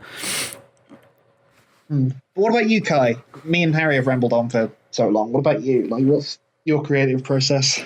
Like, I think at the heart of it, I like to make stuff so that, and it kind of links to what you were saying before about how like it's something to reflect a day and how I was feeling on that day and just how my mind worked.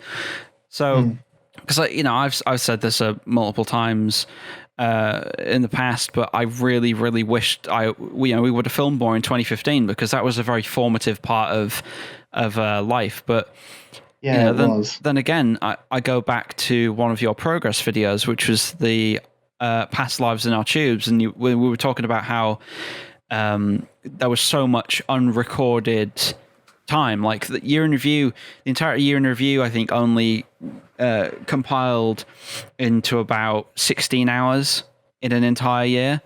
And yeah, that's less than a day. That's so insane. So on one hand, I'm like, oh, why don't we film more? But then on the other hand, I'm thinking, well, probably because we didn't need to, But then again, on the other hand, let's say another finger of that hand, I was like, back in 2015, and you know this, I wasn't really that comfortable with being in front of the camera, I was very much like, I'll be behind it, I'll direct you lot. Yeah, I love the way that you've metamorphosized, kind of like, because your method of filmmaking, at least from my kind of like point of view, has changed. Like, it's changed drastically over the last like 3 years or so.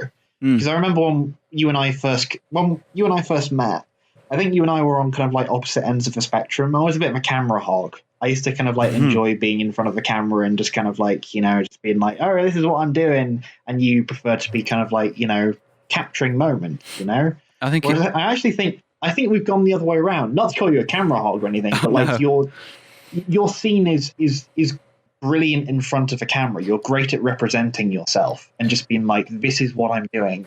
Whereas I just love to kind of like capture kind of like little snapshots in time. Yeah. Just be like, this is the world. Yeah, like I've always had this certain fascination of looking at, like when you're learning a new craft, like they always say, oh, you're going to be doing this for years until you actually get to a point where you're comfortable with it, till you know everything you need to know. And I remember before I even started doing things like year in review, I didn't like being in front of the camera because at heart, I didn't like how I looked. I didn't like how I acted. I started to notice all the little tics and all this and that. But then I watched a video by Tom Ridgewell, where he goes, if you want to get to know your face more, just video it, You start to understand all these tics that you may have, the way your eyes shift around, the way you talk. And because I've done that for, I think, literally, 3 years properly now. I I think it's helped. I like to create a snapshot of what everything's like and why I'm doing it, and I like to kind of extend what I'm doing with how I'm doing it. So like if I learn a new skill or I learn how to do something I didn't know how to do before, I will amplify that, and I'll be like, okay, I know this skill now, let's do this. It's like, I mean, go on, sorry. That's okay. Oh, I was just going to say, sorry, do you have more to say, Kai?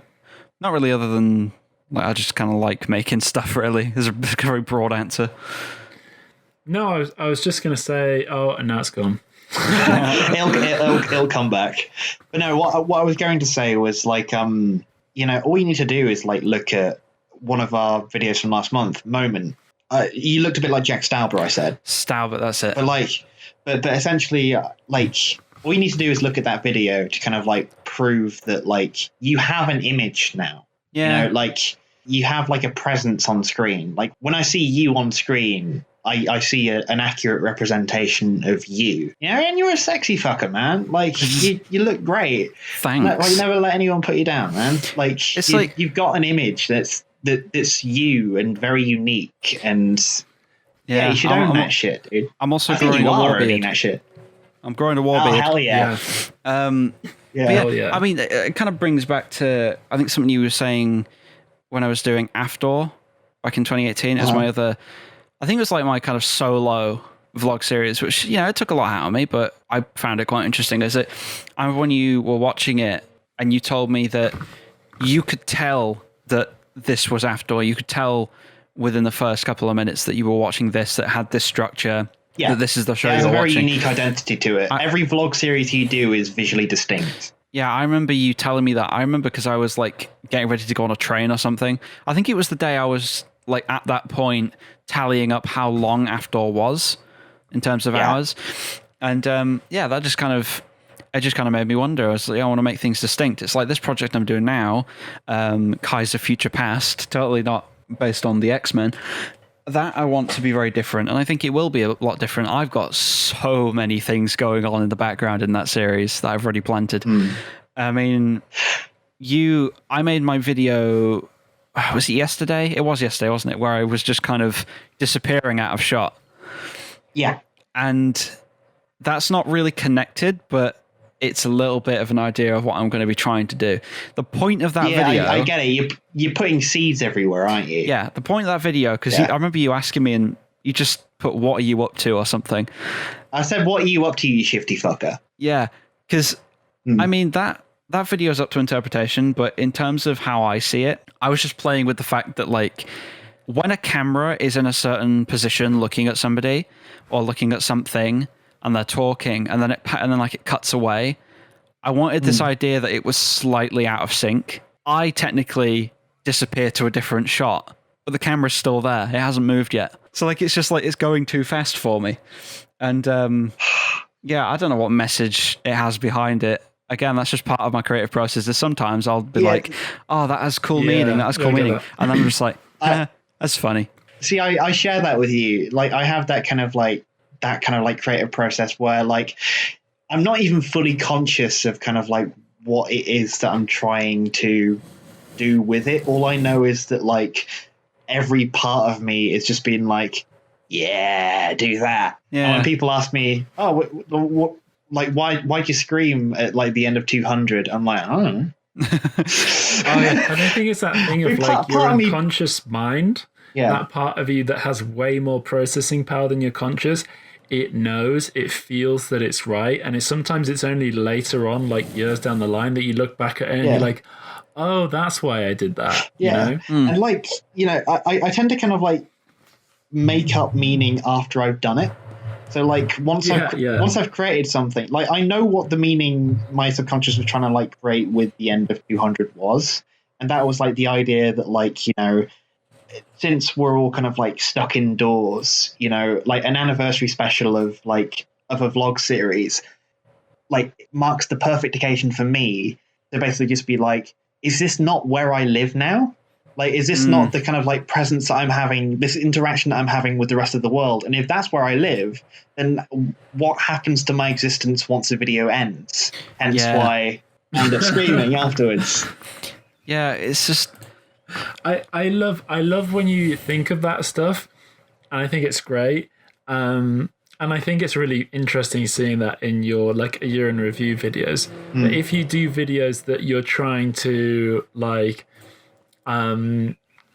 make sort of like put more time into and stuff, I think it'd be really cool to get that sort of crescendo, but to try and drop more seeds to make the Definitely. the thing that it is sort of come together. That's part of the reason why I like working with Kai, because you're constantly seeding new narratives into things. like you've got so much planned for this next decade. You know, I have a few things planned, and I think I've talked with you kind of like what I've got planned, you know, over the course of this decade. I plan to have like a few kind of conversations with like future versions of myself, but you've got a fucking like, you know, full on series that you're making this year / next year, you know, about like an eternal, you know, like this dialogue between the two of you, like, and you know kind of like what you're going to be doing kind of like afterwards. Like I do seed a few things, like, but my seeding of ideas is more kind of like, it's more impulsive, whereas I think yours is more calculated. I'm like, you know, what about if I do like, you know, a sequel series to kind of like a year in review, and like I do it in like 2027, you know, as like an anniversary of like the first series that I do. Yeah. Like, might be doing that, might not be, but like, let's face it, we're probably going to do it. Yeah, because like I've got a few main things I want to do. I want to do this past future thing. I'd love to do that. I want to get more guests on at some point, because June is like the guest month. I'm going to have people on like either every video or every other video, because some of the days during June I couldn't manage to find anyone, but I want to do that. And you know, I'd like to do something in 2027, which I've already done a few things for with the different people, where I've asked them, say hello to yourself in 10 years. This was back in 2017 and also 2018. And I remember I filmed one with you, Harry, and I want to do that. I want that series to be an encapsulation of an entire decade. So I want to have me in 2027 go, this is what I've done for the last 10 years.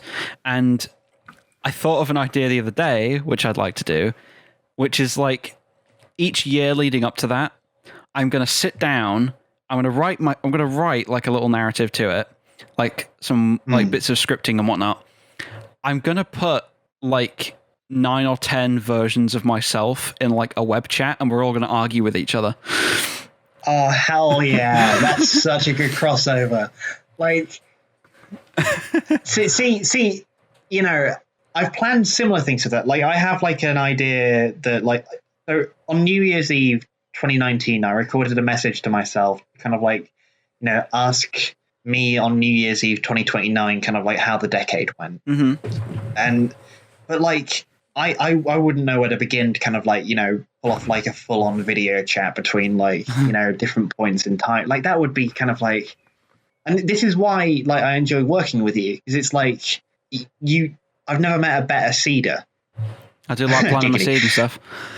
But yeah, like, I think it's one of the things that's so satisfying, because real life doesn't work like, oh, and then this happened out of nowhere. Generally, things in real life, they're little seeds, and you're like, oh, okay, these small things are happening, and then these small things grow into other things.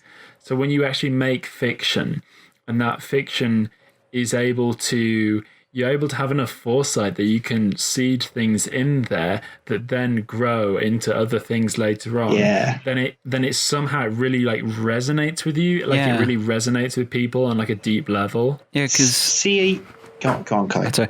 I say because there's parts during this future past thing that I've got, which, you know, I want to keep it very honest. Like you say, Harry, it's always good to have honest content. But I also want to, you know, while I have the chance, slip in a little side story. So, you know, and I'm also kind of proud that I've not let a lot of it go. Like, I obviously doing a year in review alongside it posed a few kind of problems, because I was like, oh, but, you know, you're going to be able to see stuff already too early. But I've separated things up. There's stuff that you have no idea about. Like, I've not told you about it. I've not shown it. And I think this is something that I've had to deal with a lot, especially trying to make animated content, because I've not like consistently made, I think, any of my animated stories for years. I wanted to make some back in like 2015. I never got a chance because, work. And I'm working on a lot of things for other people, so I don't get a chance. And I have this habit of, as soon as I've made something, I don't backlog it. I go, right, everyone have a look, So I think with animations and with the series, I find it kind of good that I've managed to backlog it, because it'll be nice and fresh when we watch it next year. I just like that. I like looking back on stuff. Have you got a bunch of uncuts still backlogged? I do, yeah, but I'm going to have to do those when the intent's a little bit better. I'm going to say, going back to kind of like things being visually distinct, I think that's probably one of my favorite aesthetics that you've kind of released so far in terms of like your series. Like, I really like the aesthetic of uncut. Yeah, Harry Trewhitt, have you seen any of those? Or explain it to Harry, because I don't think I've shown him, or you have. No, I don't. Doesn't ring a bell. So, the whole thing of like, when you're making something, you'll cut out a lot of the stuff. You'll cut out all the silences and people discussing things and all this. You just get to the meat of it. Well, the uncut series that I'm doing is a lot of like the little side bits. So when we're filming stuff, it's like what we're doing on the side, or like shots will hang over a bit. You'll have like the scene, and then it'll stop, and one of the actors will go, "Did I do that right?" It feels very much like you're there, because when you're editing something up in like a fast-paced like comedic montage, it's like, oh, that's funny. But I think if you leave it nice and uncut, you can place your mind back into that moment, and you're like, yeah, this is what I was feeling right then. Yeah, it's nice. There's that human element. That's one of the things that I've been, so with all my like spirituality and stuff, it's like I've been kind of thinking about, you can obviously plan stuff out, you can obviously try and refine stuff, and and it's that like with your mind, it's like sometimes it's easy to trim things into virtually nothingness. Yeah. And it's sometimes nice to try and like leave that little bit of life in it. Yeah, because I was writing this, I came up with this idea of this character, and like I wanted him to say something along the lines of like, just only thinking, only the mind leads nowhere, but the mind paired with life can lead anywhere. Yeah. And I think that's quite like I don't know, I'm exploring that a lot recently. Yeah, it's like I look back at a lot of videos we did in like the early PB days, and like there was a lot of stuff that was just way too fast. I don't know if you picked up on that too. Like there was no time to breathe, and I've learned over time to let things breathe. Like it's why with the let the moment. Yeah, like it's also why, for the little guest videos for this, I ask people, can you leave like a bit before and after, without anything happening? Because otherwise the cuts are just way too sharp. It's like it'll go on and be like, So like and now I'm done. Yeah, so instead of it being like, today I went out and went to the beach, and then I went out to do this and this and this. Instead of it being that, it's like, today I went out to the beach. Today I went to this and that. It's just like, oh my god, what's going on? Too much information. Yeah. Your mind needs time to digest it. I think that's one of the worst things about like modern films these days is that they're so obsessed with trying to make every second engaging that they don't give you time to just chill for a bit. They don't linger on a conversation. They don't linger on a shot. They don't, they don't linger on the devastation that's just happened. They're just like, no, the devastation. Oh, goodness. What's the next scene? Yeah. There's one of my favorite directors, David Lynch. He's good at kind of like keeping people in like a moment without necessarily kind of like, just instantly catapulting you off. And like, I've shown Harry a little bit of Twin Peaks, but like I've shown him this clip, but like yes, but there's a clip of like the cleaning clip. Yeah, there's just a guy like with a broom in a bar just cleaning up, and that's it. That's the shot. For about I love it so much. So do you I. get so engaged with it. For about 3 minutes, you see like one guy like cleaning up his bar, like with like a cloth, just kind of like looking a bit miserable. You see another guy just kind of like, you know, sweeping. And I don't know, there's just something about kind of like just keeping someone in that moment that's just really engaging. 'Cause Yeah. you end up Yes. you end up thinking, what are these people's stories? Like what's going on with them? Like Yeah. it's good And world you have building. you have a base for the world. You don't just, it's not just like, and then this happens, and then this happens. It's like, oh wow, like I have a footing for this world. Well, it's true, In it's fact, alive. actually, that scene has just made me realize how I need to also add these like slower pace bits in my books, because I think I can be guilty of just like trying to make it like snappy, Yeah.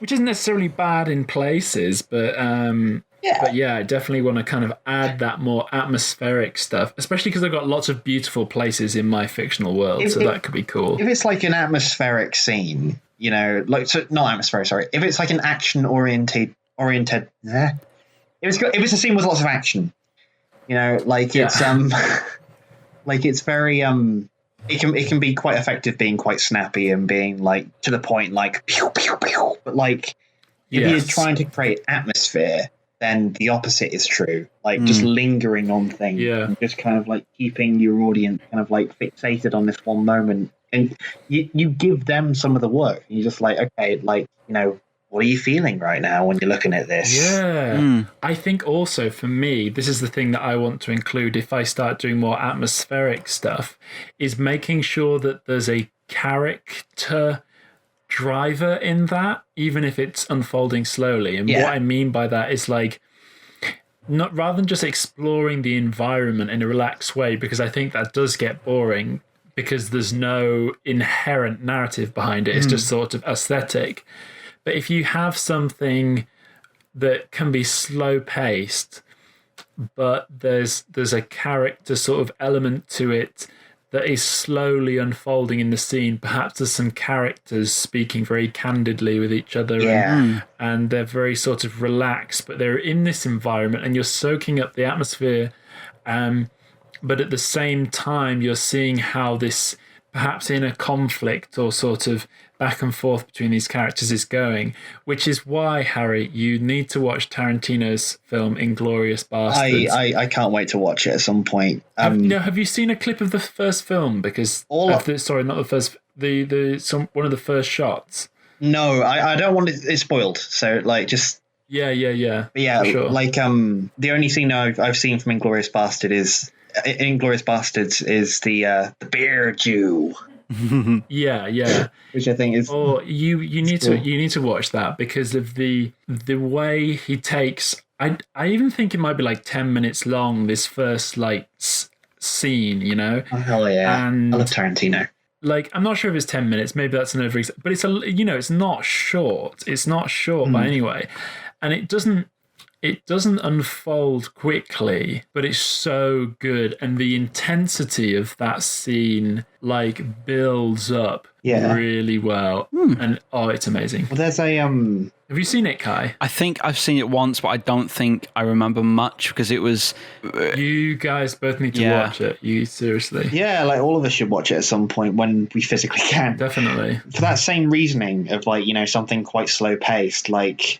It's one of the reasons why I need to watch Evangelion. Oh, is that sort of slow pace? Well, it's everything really. It's a very kind of like interpretive anime. Like it can be fast paced in places. It can be like full on kind of like psychological like mind fuck in places. But it does what it wants to do. And it's not subscribed to a particular pace. There's several shots that just linger on certain kind of like elements to kind of like indicate kind of like a certain mood that people are feeling. And one of my favorite instances of that takes place. So there's these two characters that have been arguing. I don't want to like spoil who they are.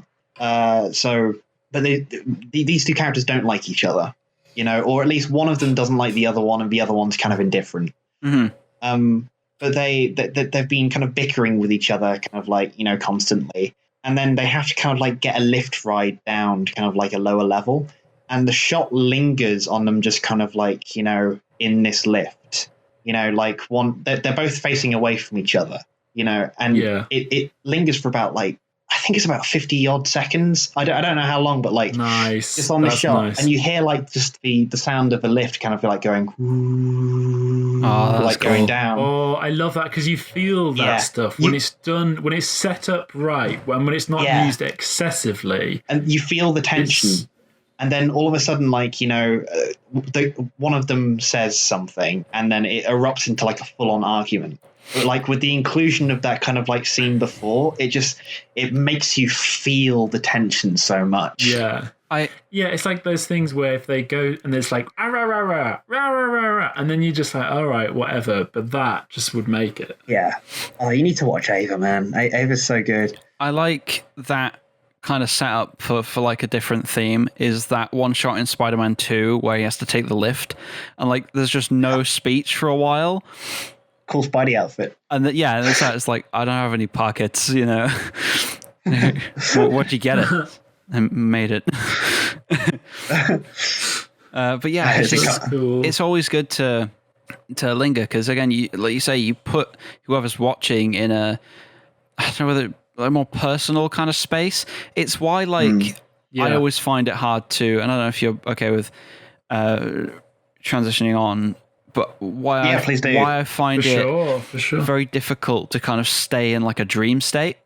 Like, we should make this dream bit the final segment as well, like because but yeah, like I have successfully lucid dreamt.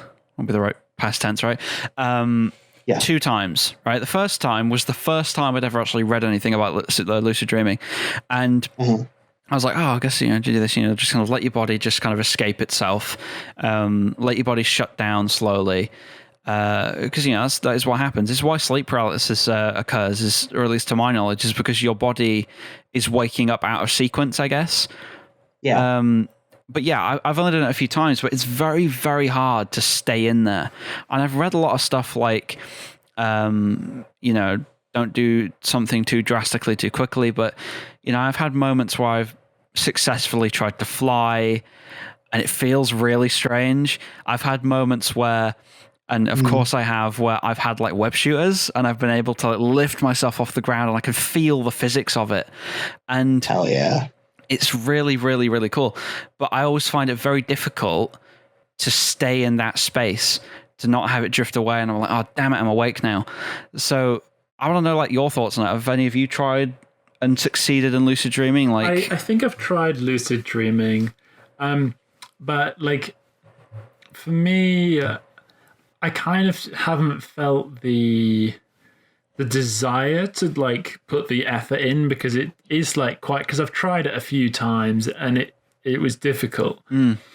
But for me, actually, what I quite like is if I have a dream and then after the dream, go into the contents of the dream and figure out what I was trying, like what was my unconscious trying to get out, and trying to figure out what does that mean for my life, and perhaps how can I put this in a different context that works better for myself. Yeah. See, I've been doing that. I'll let you finish, Kai, and then I'll say. Sorry. I would say because I had a dream the other night, and I mentioned it earlier. One where like a tiger, or it was a jaguar. I think like a jaguar, or like a puma or something, was chasing me, and I think it was my dad and I. We were on this kind of grassy bit. It was like a long dirt path leading to a bunch of houses, and in this grassy bit we saw like a jaguar and we were taking pictures, and it was quite far away, but then it looked at us and my dad was like, right, we need to probably get going because once they look at you they come for you. Anyway, we're like pacing ourselves away, we're like, okay, and then it appears right in front of us and we're like, okay, we're gonna run. So we're running and you get that exhilaration of oh my god, I'm going to die if this thing gets me, because I've never been I'm lucky enough never to be in the situation where an animal like that has got me before. It's all of these preconceived notions of this is a very heavy, meticulous, powerful animal and it could kill me. We get to this little house, and I think it's like a hotel or something, and there's a bunch of like these little like black kittens walking around, and this puma has made its way into like the lobby, and it's found us, and it's like, we're trying to shut this door, and it's like clawing its paws through, and then it goes away. And I think I remember Wow. talking to Emily about it in the morning because she was like, you looked a bit uneasy when you were sleeping, and you were like, and I said to her, I said, yeah, I just had a dream about this thing chasing me. And she was like, maybe it's because you're stressed about work. It's like a task you're not quite Yes. ready Yeah. to do. And I thought, yeah, that's probably what it is, you know, like something that You feel like it's chasing you Yeah, almost, and like I'm your not, work. you know, like you can't find any peace from it. yeah, and I found that really interesting because, you know, a lot of time, well, dreams and stuff in dreams has psychological meaning to it, very studied and I think it real meaning. always does. Yeah. I think it always does. See, But here's a an experiment to try after you've woken up and you think of the different parts of the dream. You can actually ask your unconscious, like, with this part of the dream, what were you trying to show me? And you'll actually get a feeling. You'll actually get like a thought, which is quite, even now, if you stop and you stop and you like ask and wait for the answer, you can kind of get fragments of it. Like, Yeah. so like I've got that one and just another one real quick. And not to put us down on a bad note. In one of my dreams, I've been shot in the head, directly point blank in the back of my head. It felt so weird. I was how just. did it feel? Because you feel them very vividly, don't you? Dreams. You feel, yeah. It felt very, very vivid, and I'll walk you through it because I find it so. It's so like so rich. I don't know how to explain it other than that. But I was in like a library or something, and there was these people kind of mugging the place, and they were like, everyone was like, hands up, hands up. I'm just stood there, and I stand up. I don't know why I stand up. My body just starts to stand up, and I remember somebody's in front of me. It might be Emily. It might be someone else, and I don't feel anything. All I see is everybody looking at me with a look of shock, going, oh my God. And I start kind of falling back, and the back of my head feels really cold. And I'm like, you know that kind of feeling you get when you're on a roller coaster or something? It's like weightless kind of feeling. It was that. I felt cold, but I wasn't bothered by it. Like, I just floated to the floor, and all I remember hearing was like a very muffled thing of everyone going, oh my God, he's been shot. And then I woke up. What the hell does that mean? Well, okay, so what's quite interesting is that as you sort of learn about what these, like, because your unconscious speaks in symbols, basically, because there's like a super dense form of information. Like, if you take the cross, like the Christian cross, the amount of meaning that is attached to that is huge, so much more than you could like articulate verbally a lot of the time. So like your head, it could be related to your thinking. It could be related to like, because if you think, like, if you're overthinking, if you're becoming like stressed or something, or it could be related to an idea or something like that. And you have to ask yourself personally to see what it is. Yeah. Yeah. You feel like your brain's definitely exploding just with stress or something. Yeah, Yeah. What's interesting about it is, like, I didn't feel anything. I didn't feel any pain. And that always gets me thinking about, like, maybe that's what, not to get too philosophical, that's what death might be. Like, you don't actually feel it, because you always see with, like, obviously movies dramatize it, but like in very serious kind of situations. I mean, other people have seen it happen with like somebody close to them is the person who is dying. It doesn't feel scared. A lot of the time, people will feel scared, but a lot of the time they're like, "This is fine. I'm fine." It's as natural as life. Like it's just. Life is the painful part, unfortunately. Like death itself, kind of like I imagine it's just. agree. I guess Death's a release. Yeah, to like a minuscule kind of level of relating that, it's like the whole thing of with the feeling of taking off a plaster. Like if you've got a really horrible wound there, you take the plaster off slowly. It's pulling at everything. You just rip it off. It's off. It hurts for a bit, then it's gone. But yeah, it just felt weird. There was a weird kind of like I've for the last 2 nights I've had like dreams kind of like in a row. Like I've had like 2 very kind of like interesting dreams, which I think I've come to a conclusion. I've come to the conclusion about one of them, and I'd like your help with the second one. But I'll tell you the one. Oh, hell yeah! I'll tell you the one that I've come to a conclusion about. But we should end this soon because I'm no one. Like, yeah, if we get it done in the next 10 minutes or so, we should be fine. Yeah, the first one. I was on like this I was on this bridge, and like I was with this kind of like this older man, and I think he was like a casting director or something. but like I was casting myself for a role, and so like he essentially kind of like, you know, I don't know why, but he took me down to, there was these two massive stair mechanisms that like they were like a vertical drop, but if you pressed a button, like, you know, it'd be like you release the stairs. You're like, yeah, and it there you go. Yeah, it brings the stairs out. But like the first one, he was going to push me down it without operating the stair thing, but like I was like, no, please don't push me down it. And then like instead he pressed a button, so he was like, okay. So it went and like the stairs kind of were activated. So I went down. The second one, I didn't have time to kind of like object. He just pushed me down flat on my face onto the pier below, you know. And it obviously this fucking hurt. Just like, you know, just got like pushed flat on my face. But then he was like asking me like, you know, okay, so what can you feel right now?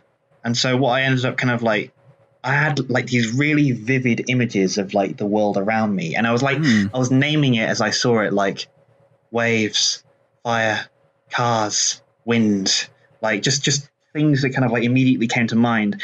And what I think was the meaning of that dream, what I'm kind of like I'm getting from it is like it was like, because I objected the first time, you know, but he pushed me down the second time, and I only kind of like got into that state of feeling it after a state of pain.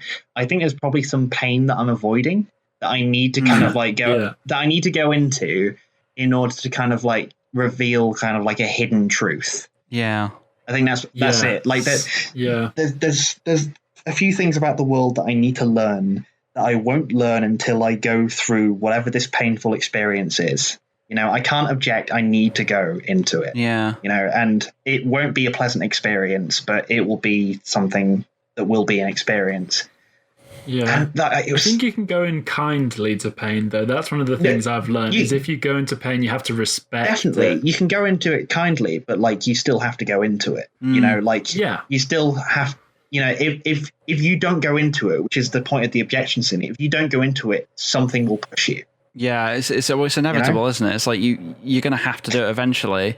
I think waiting for it instead of just doing it at, you know, at the start, I guess makes it more painful, I guess. It's like, oh, I don't want to do it. Oh, okay, fine, you know.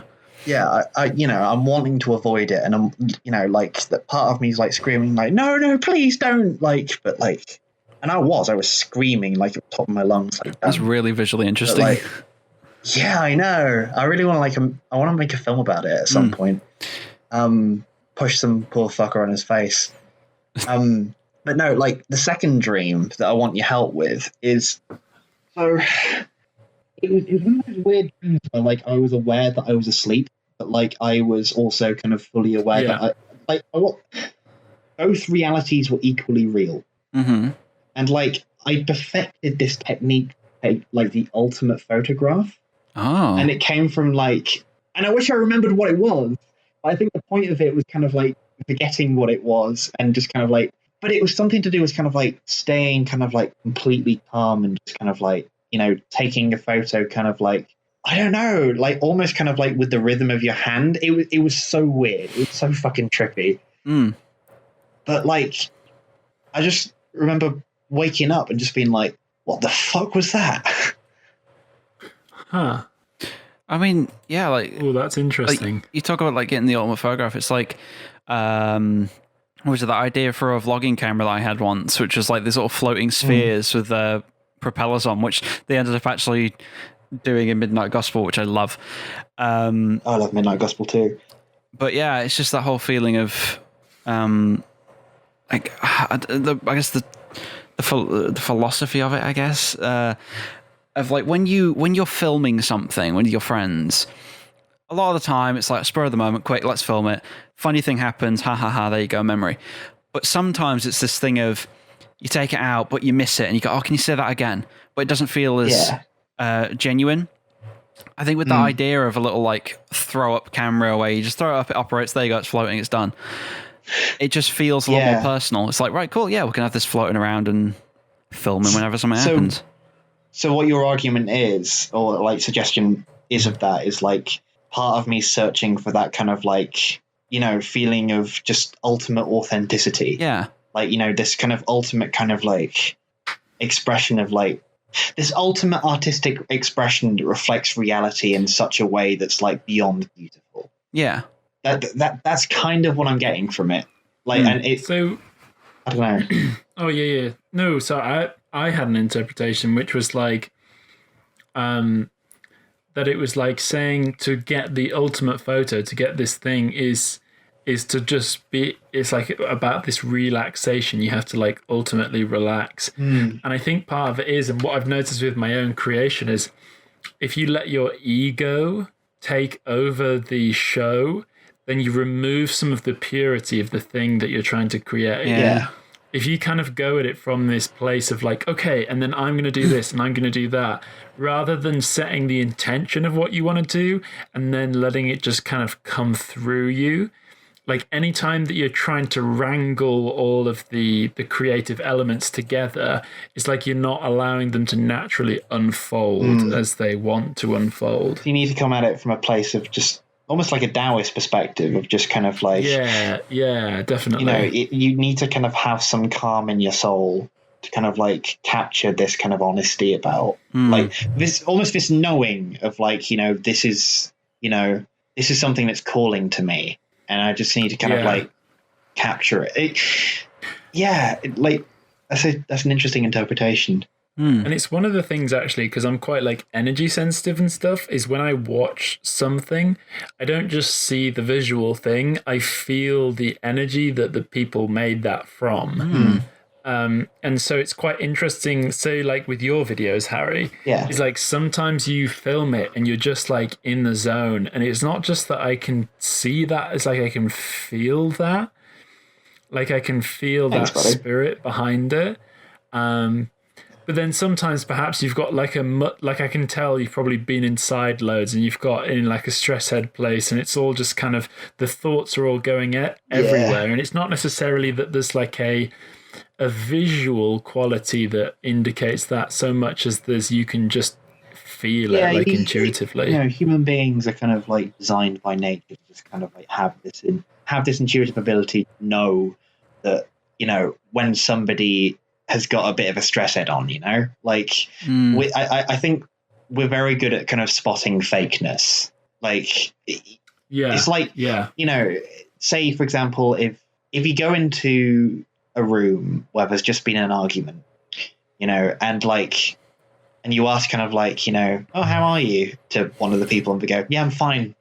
Yeah, you can feel that. Yeah. You can feel that. Yeah. It's very, like, the air feels strange. I've noticed recently I can kind of feel the difference in air.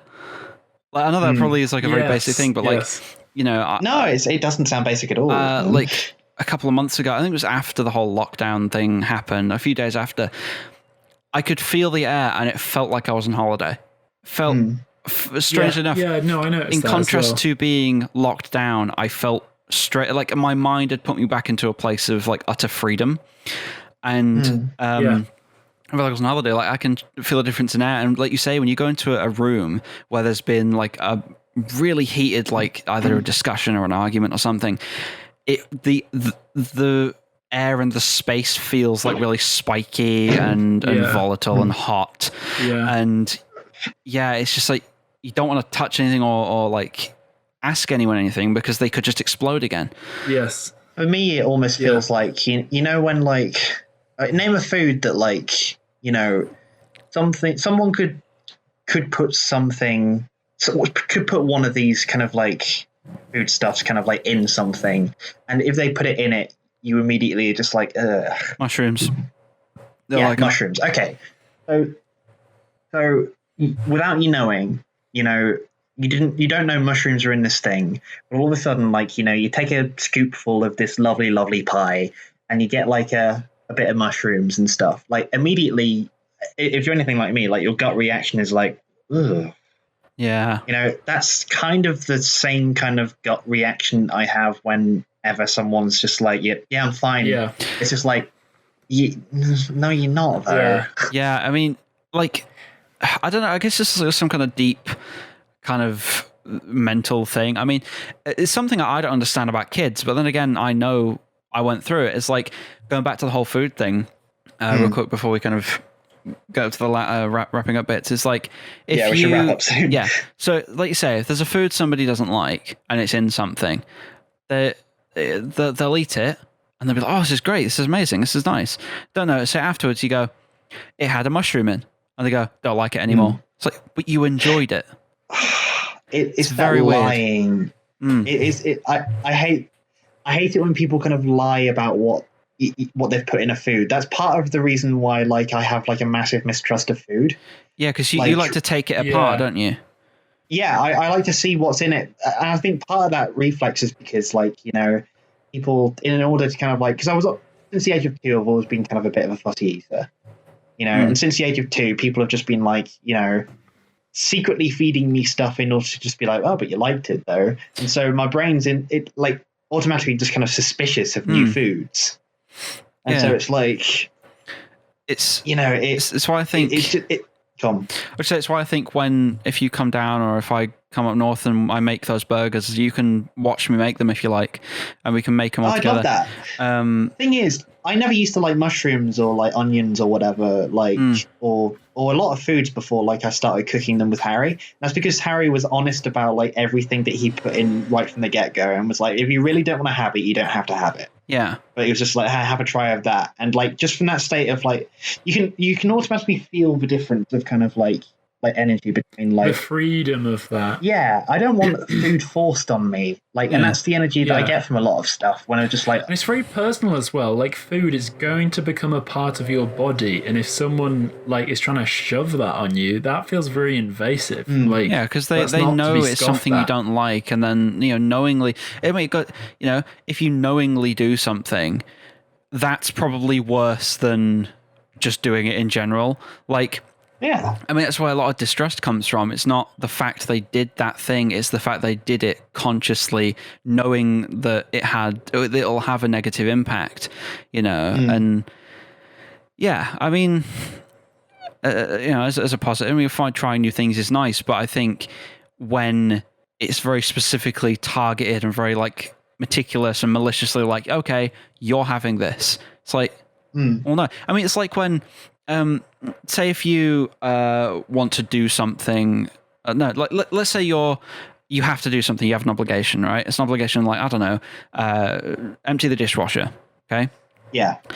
That's like, okay, fine. As soon as you're told, okay, you need to empty that dishwasher, or like it's you automatically don't want to do it. You don't want to do it. It's that Pingu meme of, right, I don't want to anymore.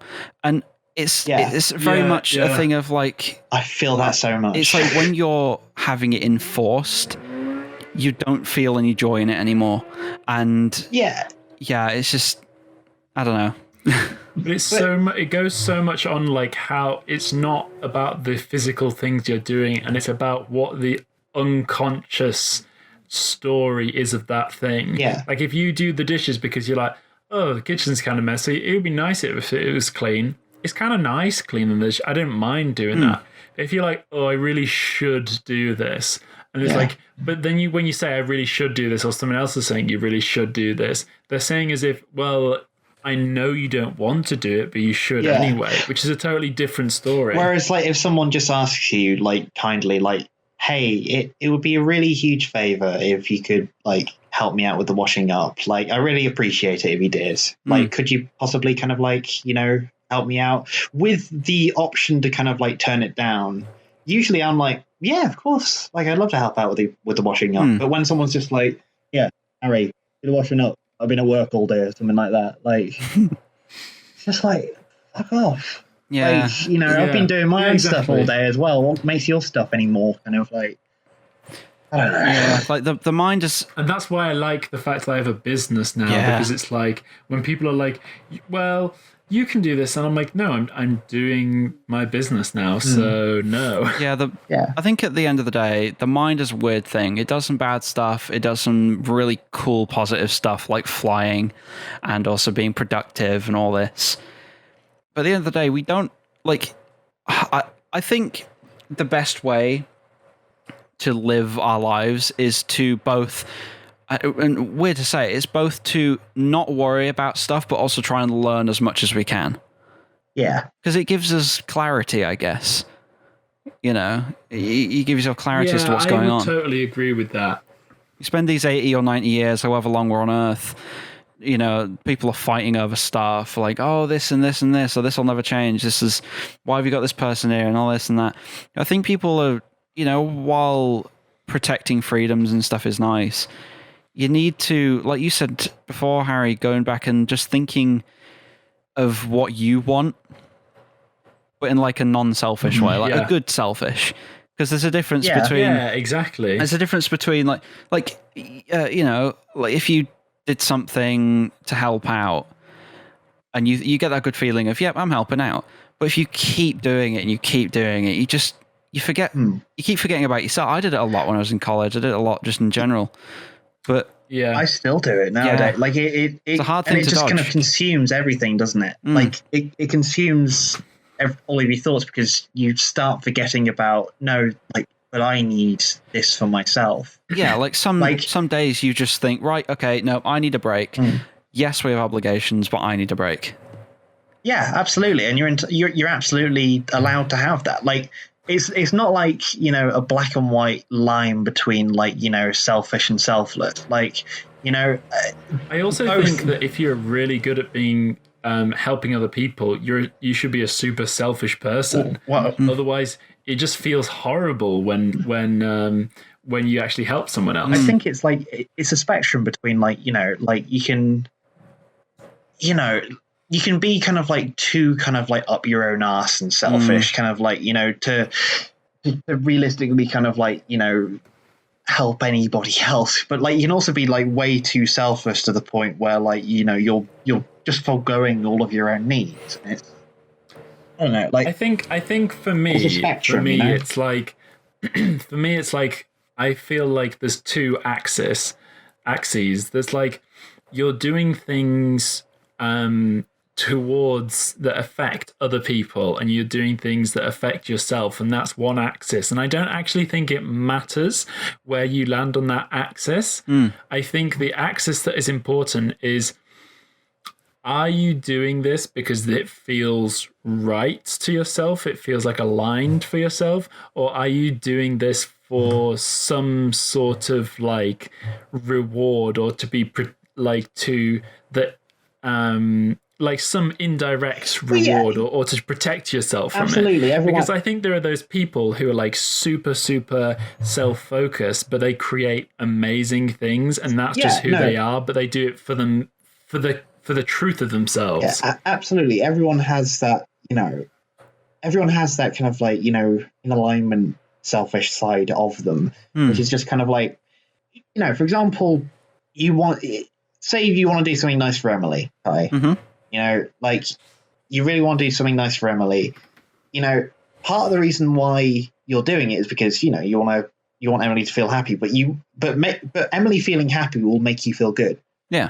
You know, and that's still a good thing, you know, like it'll make you feel good because like someone that matters to you is feeling good.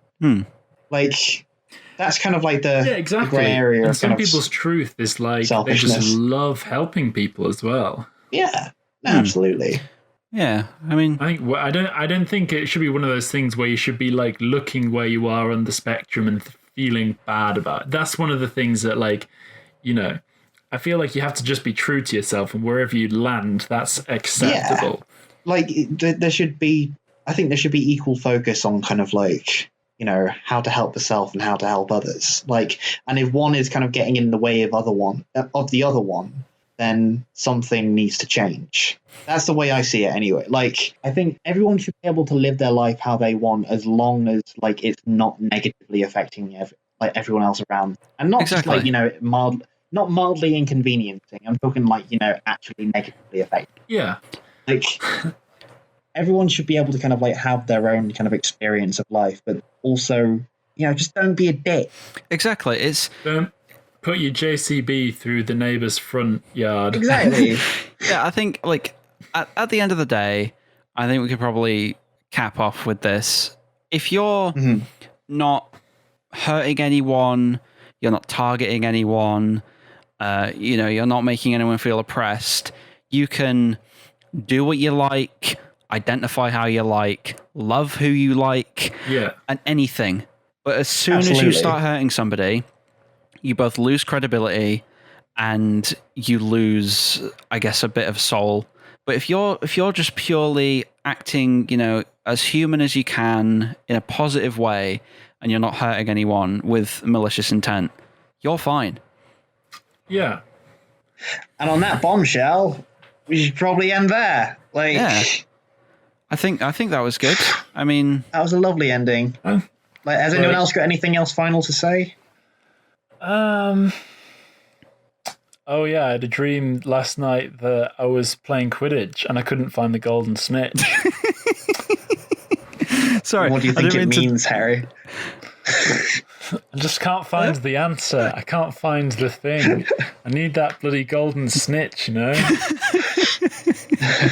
Anyway, I have been Kai Newton, and with me... Harump Gibble Snitch. Oh, yeah, I do love that guy. And... Harry Gibson. Harry Trewhitt. Oh, this has been fun. We should do this more often. I like this. Also, yeah, I enjoyed it. Also, I forgot to mention, but my break from Twitter was so good. God damn, it's still full of negativity, but I'm glad I did because I can focus on other things. Yeah, I'm thinking of doing the same thing with Facebook. Before you pack up, I thought for a second you were going to say before we pack up, I've had no pants on for this entire thing. I don't know why, but my intuition was just saying. Was it just the way he has no trousers on? Well, I don't.